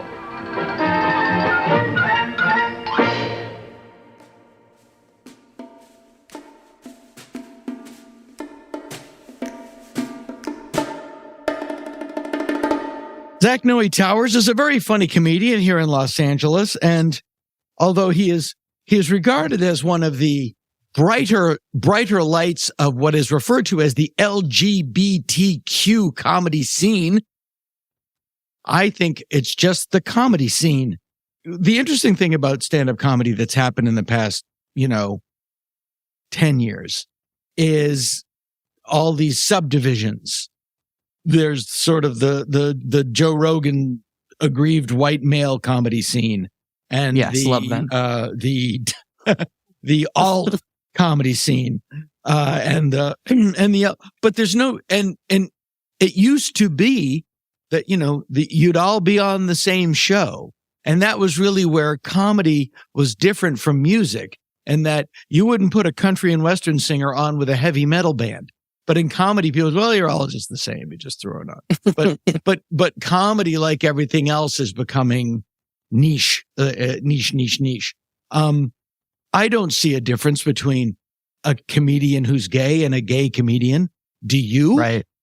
I mean, no, but like you said, to the point of being niche, like there are people out now there doing like exclusively like crowd work. You know what I mean? So it's like that's another one. Yes, some people like. I have no material. Yeah, exactly. And you know what's so funny about those people? They are good at crowd work. And then I'll watch some of their jokes and I'm like, oh yeah, this isn't as good. Like I'd rather see you banter with an audience member than hear your jokes. Right. But supposedly the greatest crowd work comedian of all time was David Letterman when he was at the Comedy Store. And he had great jokes. But apparently his comedy, his audience stuff was like jaw dropping. Well, I mean, to be like a late night guy, I feel like you have to be pretty good at, jokes as they're happening, jokes in real time, Right. Yeah, that's true. And how long have you, so you're from the Midwest, you're from the mighty Midwest. You were born in St. Louis and you went to school in Indiana. Yeah, I went to Indiana University. I studied musical. I was a musical theater kid from like 10 to 22, but I always knew I wanted to come to LA. And you're from Massachusetts. I'm from Massachusetts, but you went to Bloomington? I did. I was watching a show you did with another guy. I can't blanking on his name. Darren, yeah. Darren. You guys had a very interesting conversation. I want to get where you were arguing for open relationships, and he was in a monogamous relationship. And he said it was because your parents divorced and he and his parents stayed together, and that you had never seen a functional relationship, and that is why you were in the open relationship category. Would that be incorrect? Is that an incorrect summation of that conversation? No, that is a very correct summation of that conversation. For sure. Yeah. For sure. Yeah. And were your, do you have any, see, my parents, because we have a lot of weird stuff in common and it's the reason that, my wife, knows you, and she was the one that brought me to your attention originally.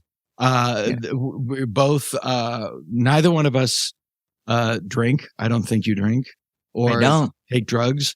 And we're both, except for Zoloft, we're both on Zoloft. Zoloft, yes. We'll get into that. Every day I take a Zoloft the size of a shoe. I keep it in my glove box and lick it at red lights like a deer at a salt lick. My parents were, it was certainly a tumultuous relationship, but they never divorced. But I wouldn't call anything in the house that I grew up in functional or normal. And so I also had that weird, I had to sort of be dragged kicking and screaming into any mature thought or behavior. And what I found, and you might encounter this later in life, is when I got to correct all of that stuff, it was great.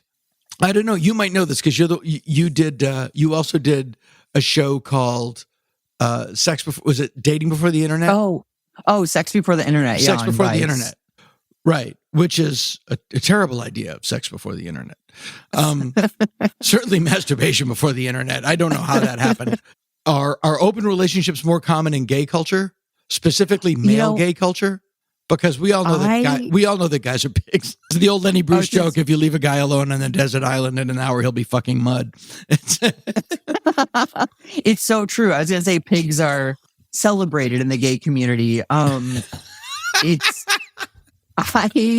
I of course do not want to speak for all gay men, but from my perspective, yes. Like I see way more open relationships in my gay friends than in my straight friends. And I think a large part of that is because gay guys just a lot of guys want to get to business. Like they want to they have their cake and then have some of that person's cake and have a little bit of that person's cake. And they just want to eat cake all day. Sure. And like a lot of us are okay with that. Like, and I personally don't really want to be in a relationship. So like, I'm only out here, snack. Yeah. And especially living in West Hollywood or LA, but the cakes are dudes. Yes. The cakes are dudes. Do you like the idea of open relationships? Or are you not? Never been one. I couldn't. No, I've never been in one. I'm a serial monogamist. You enjoy that. Well, that was the thing. And that was the interesting thing coming from, I'm assuming, a not dissimilar domestic life. Like, as you said, like in this conversation that I saw, you said like you never saw loving behavior. Yeah, no. And I saw it rarely. It's interesting. Kat, my wife, like she will go to hug me and I will tense up. And it drives her bananas. But I said, like, to me, when I was, whenever anybody approached me, it was a prelude to getting hit. So I would immediately just brace for it. Cower. Yeah. Or can't cower. They'll hit you harder. You're just going to brace for it. Brace for impact. Yeah, brace for impact. Didn't hurt. Are you Catholic? Yeah. Yeah. Yeah, Irish same. Catholic. Yeah. Yeah, same. So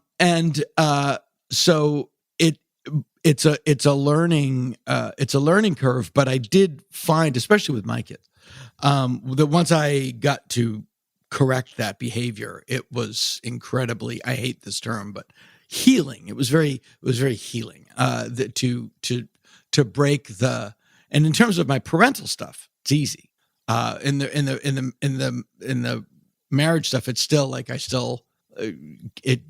were at Disneyland 2 days ago with my kids, and Kat went to hug me, and I was like, she's like, "What? Look at you! What is wrong with you?" Oh my God, like an abused puppy. Yeah. It's like, that's but you said it's easy with your kids, like, so it's easy for you to break the cycle there because you're like, I don't want to be a parent like my parents. Yeah.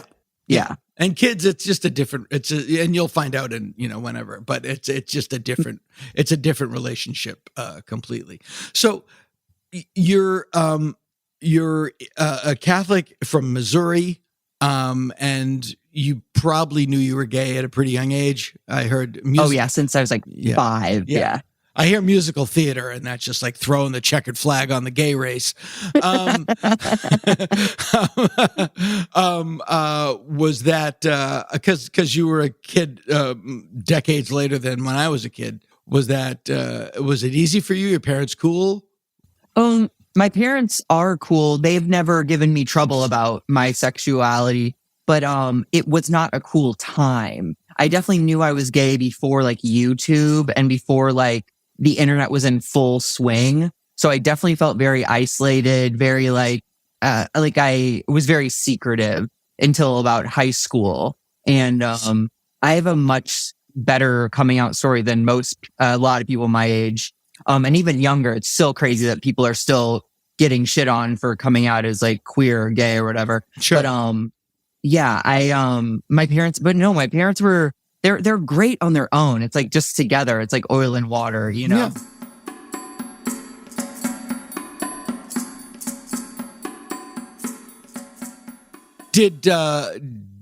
How old were you when they split up? I was like 10, probably. Did your parents stay together? Oh, that's a terrible age for your parents. to split up. It was horrible. Like 10 is probably a terrible age in general, but I turned to food, and then I got like chubby, and then became anorexic. I was like very like looking for some sort of control or some sort of like, yeah. And you blame yourself. And it was in it.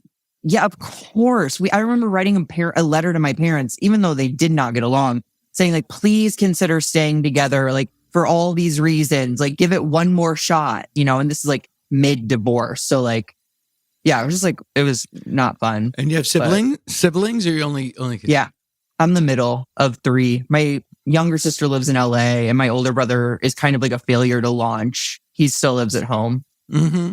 Straight? Yeah. Yeah, both are straight. Although I think my sister is like she got like 5% queer something in her. I think every woman is 5% queer. I like to think everyone's open. I'm an aspiring bisexual myself. I just like I've yet to feel compelled to act on it. Yeah, I just don't think I could ever approach the level of ab definition that I would need to function in the gay community. That's really what's holding me back. We celebrate dad bods probably more than ab bods. I don't know. I drive through West Hollywood all the time. Scary place. And I always say, like, right? The gay culture is very open. They like white people with 0% body fat, black people with 0% body fat, Latinos with 0% body fat, Asians with 0% body fat. Everybody, yeah. I walk there, I feel like a sideshow attraction. The show, talk to me a little bit about Sex Before the Internet. What was the origin of that show, and how has it changed for your culture? I don't talk about, like, I'm so repressed Irish Catholic that I don't even but I was single before the internet. And I was single and this is a huge thing that people don't talk about much, single before AIDS. Because when I was on, and I was a touring on the road comedian. And so I had a lot of encounters with waitresses at comedy clubs. Sure. And when AIDS first started in the mid 80s, the theory that straight people could get it was not really true, as it turns out. Yeah. But it was very wise to propagate that because it motivated efforts to find a cure. And there used to be jokes about like, hey, chlamydia, thank you. Because people didn't want to die. So that tamped things down. But because I was on stage and and in my 20s, I never needed the internet. Right. And then I would, and then I was also like 2 nights and you're my girlfriend. Like, then I would just, I was this serial monogamous. Serial monogamous. I've never been on Tinder or Grindr, I guess. Is that still going? Grindr? Yeah. I'm on both of them. Right. I've never been. And I hear stories about like, it's like getting a pizza. You just can go on and order it and meet somebody and have sex. That boggles my mind. That really happens boggles my mind. I mean, I could turn your hair white probably with the Grindr stories I have, but like, I'll be on a jog and get a message from a guy in Grindr who's like 350 feet away, and he'll be like, "I love," and I'll jog by his house, maybe. Sure. You got to continue on when they jog. That's not as much these days, but like, it is wild. You can literally go into Grindr. I can't speak for Tinder. Tinder, you have to like match. Everyone's wearing clothes. It's a little bit more civilized. But like Grindr, it's like straight to business. You can filter out guys by height, weight, age. You can just like really, like you said, kind of custom order something and like, have it delivered to your door in like within the hour. It's pretty remarkable. Yeah, it's insane. Same with pot. Like you'd never imagine that you could just order pot to your door. Truly. A pot pizza, probably, honestly. Yeah. That was, and when, I take great hilarious delight in people and you can make so much money doing it. With the idea that there is no more aggrieved, abused culture in our country than straight white men. Boy, they've got it. Straight right Christian men. God, they have it hard. They do. We're really coming for their rights. Yeah. But if I dedicated this podcast to that, I could make millions. And instead of doing deep dives on Voyage to the Bottom of the Sea every 3 episodes. But when they complain about culture changing, I was like, things are changing. You didn't used to be able to just have pot legally delivered to your house. Guys in Texas went to jail for 20 years because they were caught with a seed. Yeah. It's like, the world is different.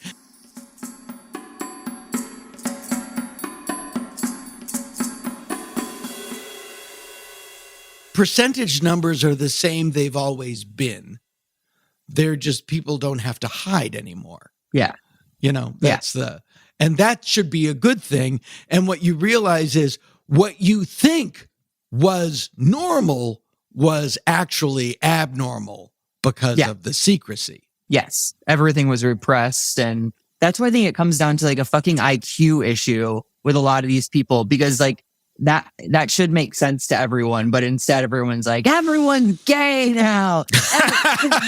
What's a they? Like the fact that people can't wrap their head around pronouns blah. It's like, just take a deep breath with me. Know that no one is coming for your Jesus or your Bible or anything like that. Like, they just use this word. If you even meet someone who tells you to, you probably won't. You probably, person who's scared of they energy, you will never encounter it. I can almost guarantee you. Well, I'll tell you, 2 weeks ago, I was in Portland, Oregon, performing, and a trans woman came up to me after the show and said, "I love the show. I'm such a fan." And I, without thinking, I went, "Thanks, man." And then I walked away. I was like, "Oh, fuck." They didn't seem bothered. But there is, even for people who care, are concerned, don't want to make mistakes, there's a little bit of broken glass that you're walking on, because you don't know what's the right thing to say. What I will say to that is that, like, it just goes, it's like that whole thing where it's like, the wisest, brightest people are worried that they're wrong, and like the dumbest, most ignorant people are sure that they're right. Where it's like, that's really you were great. like, that's great. You were like so concerned about hurting a fan's feelings. Like, you were not the problem. Like, you saying that, like, man, I say dude all the time. I call everyone dude. And it's to me, that's on the level of the person at the movie taking your ticket and going, "Have a good movie," and you say "you too." It's like, oh fuck, I wasn't thinking. I wouldn't have told the usher to enjoy the movie as well. They don't. As a former usher, I can assure you, they're not having a good time. Yeah, but it's just, they know, that band of yours knows you are not the problem. Right. You just, like, if you had thought about it for maybe 2 more minutes, it might have like surfaced. But like, yeah. And I had a learning curve for sure. I absolutely, I said the R word. I said, I had trans, like I was not on the front lines of what was correct at that time. And there is there's a belligerence to having to, like, nobody wants change, and it's funny. Nobody wants anything to change, and everything changes. That's the only thing that never changes, is that everything changes. Change. Yeah. And, I tell this story in my act, but it's true. Years ago, I was on a podcast. I made a tasteless trans joke, got called out by a trans activist on Twitter. And when I first read it, I was like, "Oh, come on, man." It was blah, blah. And then I was like, yeah, they're right. And, I had him on the podcast and, apologized and they were great. It was just like, yeah, you absolutely, I was in the wrong. And thank you for pointing it out, because it gave me the opportunity to own it and move on. And that's all you can do that. If you own it and move on, you're fine. I remember there was a comment in Twitter, after I apologized, that said, like, "Well, I don't think that anybody who could make that joke could ever have a sincere apology." And it was like, so you're a big supporter of the trans community who thinks that people can't change. Yeah. Well, I'll let you work that one out for yourself. I'll let you work that one out. You just have to own your mistake. And that, that's if there's anything that, symbolizes that sort of mindset, it's doubling down. Like, I can't be wrong. Oh yeah. Well, it's like, you're not in, there weren't any theys in Jesus's time. And it's like, okay. The thing what you said about that whole, a lot of other crappy shit in that time. If you remember, they used to kill people by nailing them to boards. And like, it's like, how far back do you want to go? Women who had their period like on a piece of furniture or something. Yeah. It's like, exactly. How far back do you want to go? Like, people died of a toothache. What else? Yeah, exactly. But it's with those people, the people that you just mentioned, the person you just mentioned who like was like, "Oh, like, you can't be sorry." Anyone who said that can't truly be sorry. They're the reason, they're almost just as harmful as the people who will refuse to change, because they're tearing down what people are trying to grow from. Like that was a growing experience for you, or a learning moment. And instead they chose it to see as a time to like, not to push you further away. And it's just like, that really bothers me for whatever reason. It's understandable, when people are pushing back and demanding a change. Sure. I think it's very hard to be Buddha all the time. I also find it, so how is it that you never, did you drink and take a lot of drugs and stop, or did you just never? Oh yeah. I'm sober. I'm 7 years sober. I go to AA meetings. I'm that guy. How about you? No, that's the thing. I never did. I just never, because I grew up eyeball deep in it. It was never, I was just like, I get this. I got drunk. I got drunk once at a party in 10th grade and threw up and thought, I'm done. Oh my God. So you just never, you never had like a problem. My drinking ended in Cara No-Free's bathroom. Probably isn't the only thing that's ended in that bathroom. And I'll have a beer, but I don't. I'll have a beer with, like, if I'm eating something that it goes with. But I don't miss it. I don't jealous. I don't have any. But my brain is crazy enough. Like I also have to take medication to prevent myself from having random panic attacks because it's 3:07. How long have you been on a medication? Young man, I've been on medication. How old? What year were you born? 85. I've been on medication since you were 9 years old. Nice. Yeah. But did you jump around? Have you had to jump around? No. No, I get very lucky. That's incredible. Yeah. So it's been Zoloft the whole. Yeah. But I mean, I was not to get too heavy. Like I was nearing catastrophic psycho emotional terrain. So it was, sure. I was prescribed Zoloft while staying at Cedars. Okay. I'll leave it at that.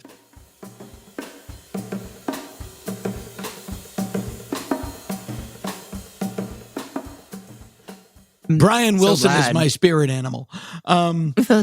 Yeah. How did you end up riding the Z train? I was sober 5 years and I was like, something is still not right. Because for a while I was like, a lot of this is embedded in my drinking and drug use. But then 5 years into sobriety, I was like, okay, haven't been drinking or doing drugs, and something I'm not thinking like I want to be thinking. And so during the pandemic, I got medicated and I've been on it for 2 years now, Zoloft and Wellbutrin. And it's like a dream. Like I've never felt more myself. I've never felt more kind of ready to take on the world, ready to just participate in life. And that was not my story before. Yeah. It doesn't solve the problem, but it allows you the ability to solve the problem. It slows down the lunacy. It gives you space. Yeah, it gives you space to do the work yourself, to do the actual work. Yeah, I don't have any. I've got nothing but good to say about it. And if you're meeting people, especially if you're on like Grindr, are you like in the sober Grindr, or like isn't a big part of that? Like I don't even know what like. I don't know if people still do like amyl nitrate. I don't know what's going on. What nitrate? Anal nitrate? Amyl, AMYL. Oh. Not anal. I don't know. Anal nitrate is how I describe myself after I've had chili. No,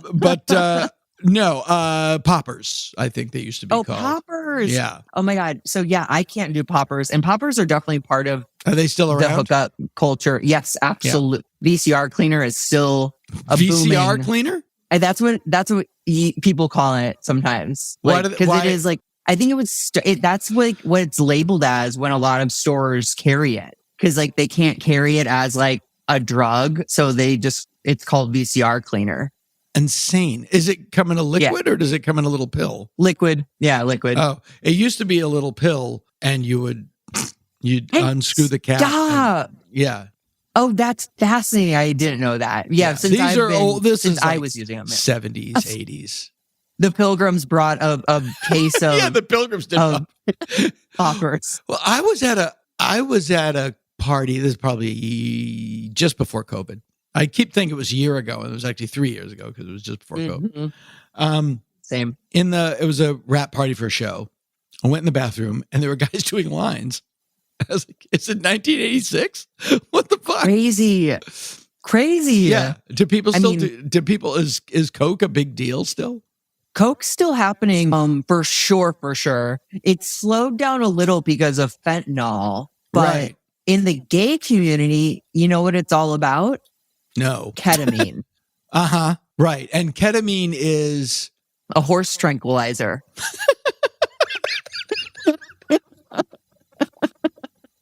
That gay men's doing little bumps throughout the night. And they kind of just have this like... Before they go to their stall? I mean, I don't...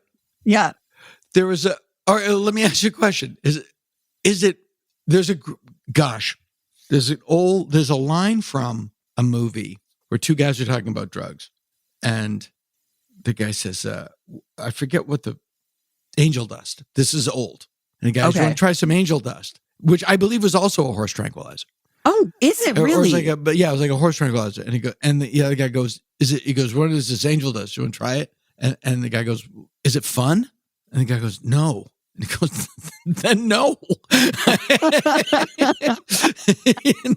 Is ketamine fun, or is it just like, I would think I'm always amazed by like, what is it? Horse tranquilizer. Yeah, I'd better have some. I mean, hey, horses. I've been galloping out of the fence. You know, so it's been described to me as kind of it's a disassociative. So it's kind of like a dancey. Yeah. It's drunk without the hangover. It's drunk without the calories. I see the appeal. It's like a low-cal, no hangover alternative to drinking. And of course, gay men are gobbling You know what? it You've up. convinced me. There you go. No, next time I see you. It's so funny. My cat, my wife, keeps saying that she wants me to do MDMA and go on like an ayahuasca ceremony. And I'm like, no, I just, I do my work and then I do my work. I take my daughter to ballet. I get everybody squared away, and then I watch a Perry Mason, and I go to bed. I'm the new one. No, the new either one. I like them both. I because the old one. But what I mean is, and I'll tell you about Perry Mason. But I have the only wife on earth who like, "Honey, you need to do more drugs." I am the only wife on earth that wants me to take more drugs. And Perry Mason I watched because it was what was on TV when I would stay home from school. Oh, because it was on reruns then. So it's all my video comfort food isn't stuff that was on TV when I was a kid. It was the stuff that was in reruns when I was a kid. So It's like, although I was a kid in the mid to late 70s, all the comfort food I watched is from the late 60s because that was what was on in reruns. Star Trek, Batman, Perry Mason, Brady Bunch, all that stuff.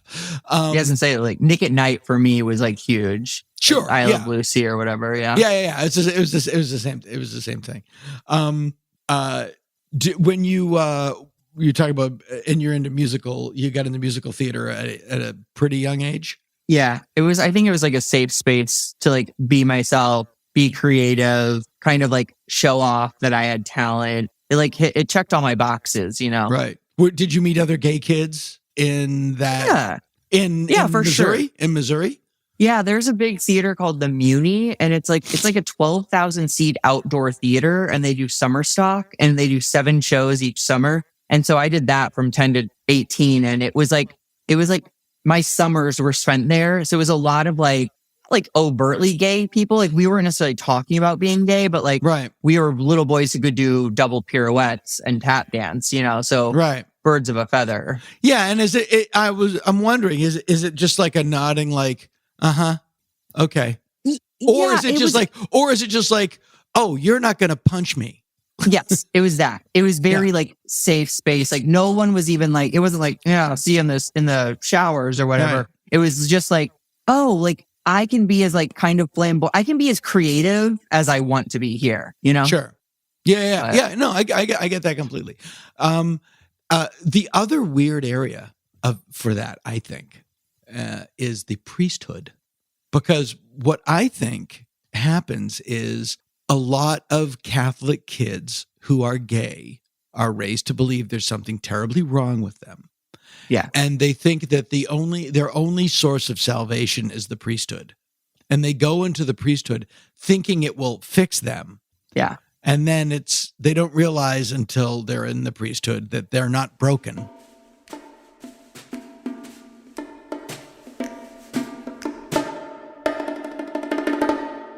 The vow of chastity that they take isn't normal. It's unnatural. It's unnatural, and it's based in real estate. I'm sure you know this, or early in, centuries ago, the Catholic Church thought, if a priest isn't married, when he dies, we get his family's land. Let's do that. And I didn't know that. Yeah, and that was the origin of once you're in here, you can't get married, you can't act out because and just when you die, we'll get your family's land. That is fascinating. The Catholic Church is fundamentally a real estate scam. I think it's a scam. I thought it was a scam before you told me that, but that is wild. Yeah, and that's the origin of that thing. So many, I'm fascinated by just the origin of why do people shake hands? It was a way to find out that the guy didn't have a knife up his sleeve in the 15th century. And they'd shake to see if a knife fell out? Yeah. A dagger back then. Yeah. No, all of these things have very, very fundamental basic reasons. Reasons. I find that super, super fascinating. Oh, I could listen to things like that for hours. Yeah, I find all that stuff super, super interesting and also depressing. Oh, for sure. Especially because one person made a decision a long time ago, and now it's had this horrible ripple effect on our entire culture. Yeah. Well, you were talking earlier about fentanyl. Now, fentanyl is not what is in opioids.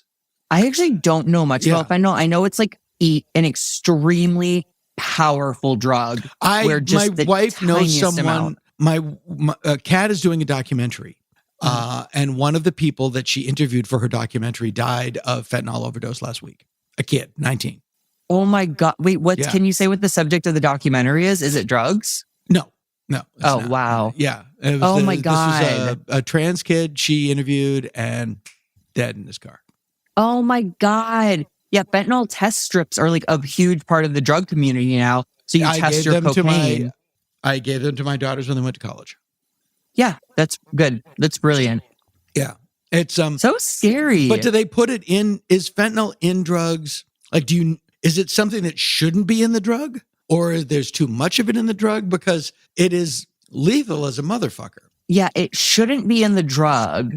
I don't think it definitely shouldn't be used in conjunction with cocaine. And I think it's just any unregulated amount is super deadly. Right. And do they put it in the drug for a kick? Or do they put it in the drug to in the way they used to put in baby laxative? See, that's what I'm confused babies about. Don't shit enough. That's what I'm confused about too, because I don't understand how it gets in there or why it gets in there. Yeah, but as you say, it's so prevalent in I guess you call it hookup culture that are there subdivisions of I'm sober, I'm drug free? Yeah, Grindr has they have communities that you can list what communities you're part of, and you can list sober as one of them. A big I don't know if this is in the straight community or if it I'm ever allergic was in to the straight community. I always say, I'm really into fentanyl and I'll eat your butt. But I'm deathly allergic to cats. Exactly. My dream man. But a big drug that plagued the gay community is meth and sex. Really? Oh my God. And people kind of proudly state that they are a meth user by using a capital T somewhere in their profile. And people have like meth sex, and it's like sex that lasts for like hours or days. And it's just like very, I don't know, sex zombie vibes. I'm tired just hearing you describe it. I know. Yeah. But I thought, see, when I think of meth users, I think of a guy in a trailer with, 70-pound guy in a trailer with no teeth left. No, I would actually venture to say there are some like doctors and lawyers in the gay community who use meth recreationally. Wow. And it's also so terribly addictive that, my friends.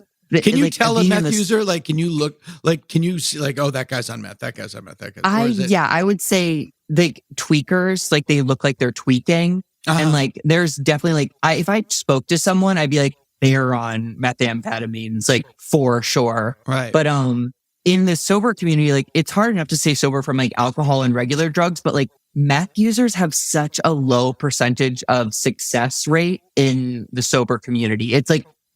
You go back to it. Like it uses together with your desire for sex. And so you can't have sex without thinking of meth, and you can't do meth without thinking of sex. And then it becomes this like really dangerous thing. Oh, that's interesting. Yeah. And you're not going to lose. Yeah, I get it. Yeah. Either. You're not going to lose either impulse. Certainly you're not going to lose your sexual impulse until you're 80 or whatever. Although my dad's 92 and I'm pretty sure he still watches porn. Oh my gosh. Yeah. What you see that sounds exhausting to me. But not porn for a 92-year-old. I mean, I wonder what a porn for a 92-year-old person. Is it just the regular porn, or is it porn from like the 50s? Or let's get your dad on this Zoom. Or is it 92-year-old? Is it 92-year-old people? Because that would be just like watching two frozen turkeys in a dryer with a glass door. And then one gets pregnant and she has a teenager. Yes. I guess it, I guess it just never goes. I guess it never goes away. Is this the world that you talk about in your, when you go on stage? No, I don't talk about like math. I don't get that heavy. I definitely talk about sex. I'm a pretty sex positive comedian, but I have like funny, like fingering stories or like dating a younger guy. I tend to keep it like, it's interesting because it's like, it's the shallow end for gay guys, like my humor, but it's the deep end for straight audiences. Like straight audiences, my jokes really push them to their limits. And gay guys, they're like, yeah, that's so he fingered you. How? Yeah, exactly. Exactly. Yeah. I get that. And I think that is the difference between a gay comic and a comic who's gay. Mm-hmm.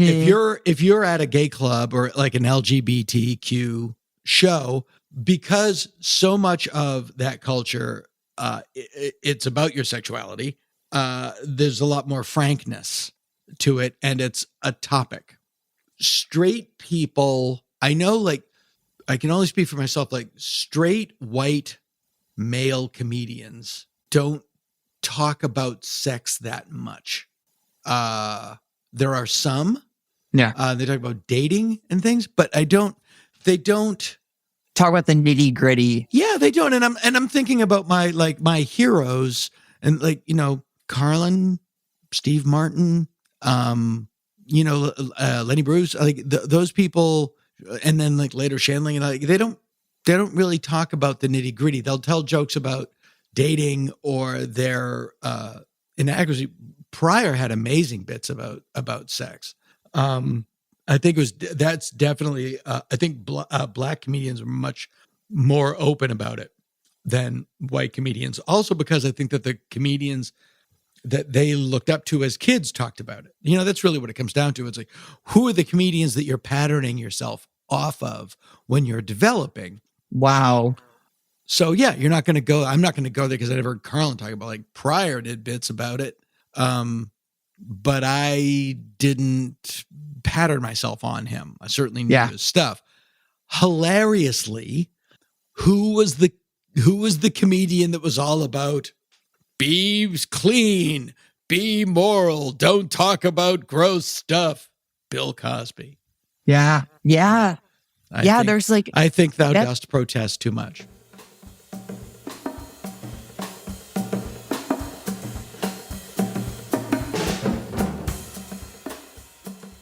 Exactly. And that's, I think, why I am pushing my sex positive agenda almost, because it's just like, I think it should be talked about. And I don't know. I think there's so much shame around sex still that, like, if you can get a point across with like a little joke or like a little, like, you know, shock moment, like, I don't know, I'm going to do it. I'm going to take the hit. Sure. Are you more prone to go a little wilder at a gay show than a straight show? No, I actually. Good for you. It's probably because I've performed for 96% straight audiences. Like coming up in LA, I do perform. I actually get more nervous performing for queer audiences just because I'm not used to it. Like my set is kind of for a lot of like I think straight people, not always, but like it is more entertaining, I think, for straight people. Right. Oh, yeah. I think that that way, I think that's good just because it doesn't limit your audience. Like I'm sure there are comedians in LA that are great that I've never heard of because they don't perform for straight audiences. Totally. Yeah. Totally. For sure. And I want to be mainstream, baby. I want to make that money. Yeah. You want to go where if you really want to make a lot of money, you should renounce being gay and liberal and follow Milo to the money. No. I don't think he's making a lot of money at this point. I don't know. You know, God bless his pointed head. Gotta love a dude on the grift. I mean, it's a 24/7. It's a 24/7 job. I always underestimate how wildly stupid some people can be, but you know. Yeah, and I see this a lot with there's we talked about this last night, the horseshoe of people that are on the left and they go so far to the left they almost touch. Well, the problem is at the midpoint they start to turn on mainstream left culture, the liberal perspective of the world. And they see that for its hypocrisies. But then they equate themselves with the right because we hate the same thing as much. And normally it's people who have been rebuffed in their chosen career. Mm-hmm.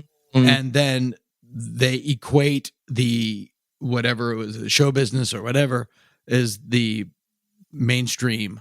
And I hate the mainstream because they rejected me. So now I'm going to go over here. And, I hate Nancy Pelosi as much as you do for a different reason. So they just make the horseshoe and they go all the way around. Now they're on the right. And I'm always fascinated by the thing about, and I'm incredibly pragmatic. Like I know that, like I'm very liberal in my views, but I also know the country that I live in, and culture moves at a very different rate than politics, and culture is progressing always, and it's politics that lags behind. And now you're at the point where, as white males become a minority, did you think they were going to go quietly? 2,000 years? You think they were just going to shrug and no, they're not going to the shower as easy. No. So there's a lot of the generational pushback. But so you're going to get that, and if you don't have a soul, you can get in on that grift and make a fortune. Oh my God. Yeah. Maybe, but they're always wrong. They're wrong about climate change. It used to be there's no climate change. Now they don't even talk about it because they're wrong. They're wrong about gay marriage. Gay marriage will destroy the culture. Oh, you're wrong. They just don't talk about it anymore. Everything. And now, and it's so funny to see it now because for years the boogeyman was abortion, and now that Roe v. Wade has been overturned, they are in a panic to find a new boogeyman, because without a boogeyman, they can't scare people to give them money. And so, drag queens. Oh my God. I cannot. It's like, really? But it's that. I mean, they're literally, I imagine like they're just sitting in a room. Drag queens? What do you think? Is there anything there? Yeah. Drag queens? Yeah. Yeah. And they don't have a problem sleeping at night? No, that's what I said. If you don't have a soul, you just go. But I checked out of that. I don't fight with people anymore. I don't. I don't engage because I don't. So you keep being loud, I'll keep being right. We'll be fine. Yeah. The most attacked I ever got was by saying, look, even if you do support Bernie, if Biden gets the nomination, you should vote for him. It's like, all right, well, I'll keep being right. You keep being loud. Go our separate ways. Annoying. And also it just doesn't, politicians don't lead, they follow. Right. And so you have to lead and let them follow. It's kind of like the industry. It's like all these like independent creators who like move the needle. Yes, 100%. 100%. Yeah. And every great movie, I'll go back to what I know about. Every classic movie they didn't want to make. Right. Yeah. The famous telegram, Marlon Brando will star in The Godfather over our dead bodies. It's just like they're wrong all the time. All the time. Yeah. Too many cooks in the kitchen, too many people with dollar signs in their eyes. Yeah. It's a business. I mean, it's a business. But they're not very good at it, Dana.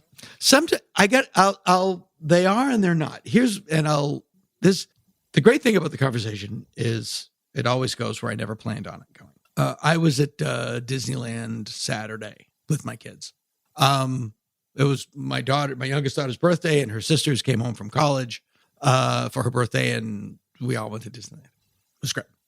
And what that company has done is, despite all of their problems, they took like Star Wars and the Avengers, two pieces of intellectual property that have been lying around for decades.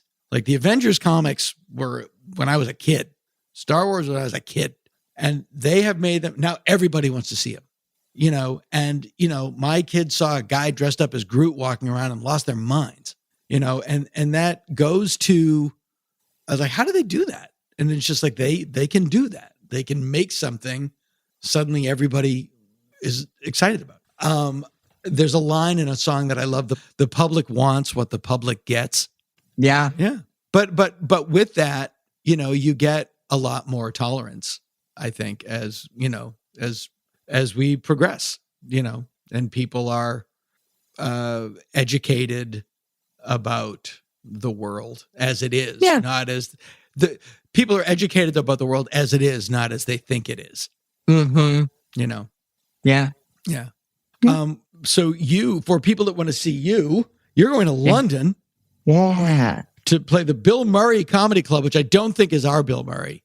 I'll report back. I wouldn't believe it is. I'm 99% sure it's not, but I'd stand corrected if I'm wrong. And then, and that's April 14th if you're in London.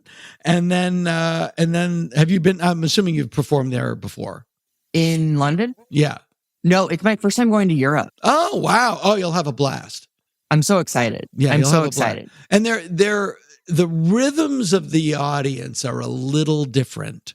Oh God. But no, you'll adapt. It's not, they're not just I found, and this goes back a while, but that the rhythms were a little different, but it was just something that you kind of sense and you'll adjust. You know what it's like, walking on the plane during turbulence.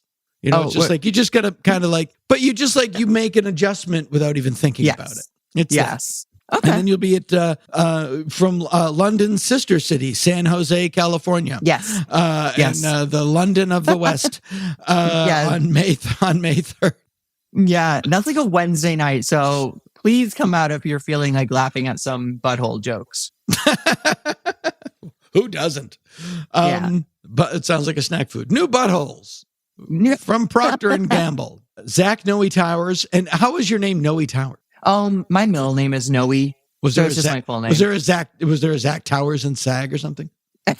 You know what's so funny is I was worried about that. And I think that's when I started using Noe. But then no. That's why Michael J. Fox is not Michael Fox. Oh, stop. That's so funny. Yeah. There's a lot of that. I love that. And where can people find you online? TikTok, Instagram, Twitter, all at Zach Noe Towers, ZachNoeTowers. Dash or just straight through? No, just straight through. Okay. And are you one of those people that you have to post every day to keep the... No, I actually need to post more. Yeah, I think everybody does. Thank you so much for doing the show. Really super appreciate it. Super cool. Zach Noe Towers, thanks so much. Other podcasts reach for the sky. Dana Gould Hour. We barely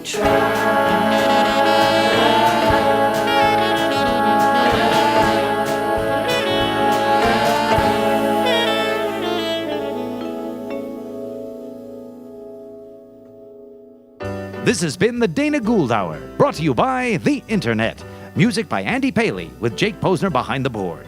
Produced by Jeff Fox. Graphic design and web production by Spencer Hunt and Segan Friend. Sound editing and post-production by Jalinda Palmer and Joe Napolitano.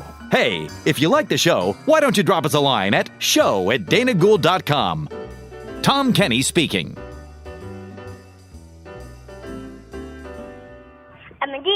I'm a DJ, I'm a person, I'm a singer, I love to sing and DJ. Boom! Peace out. You want me? Peace out.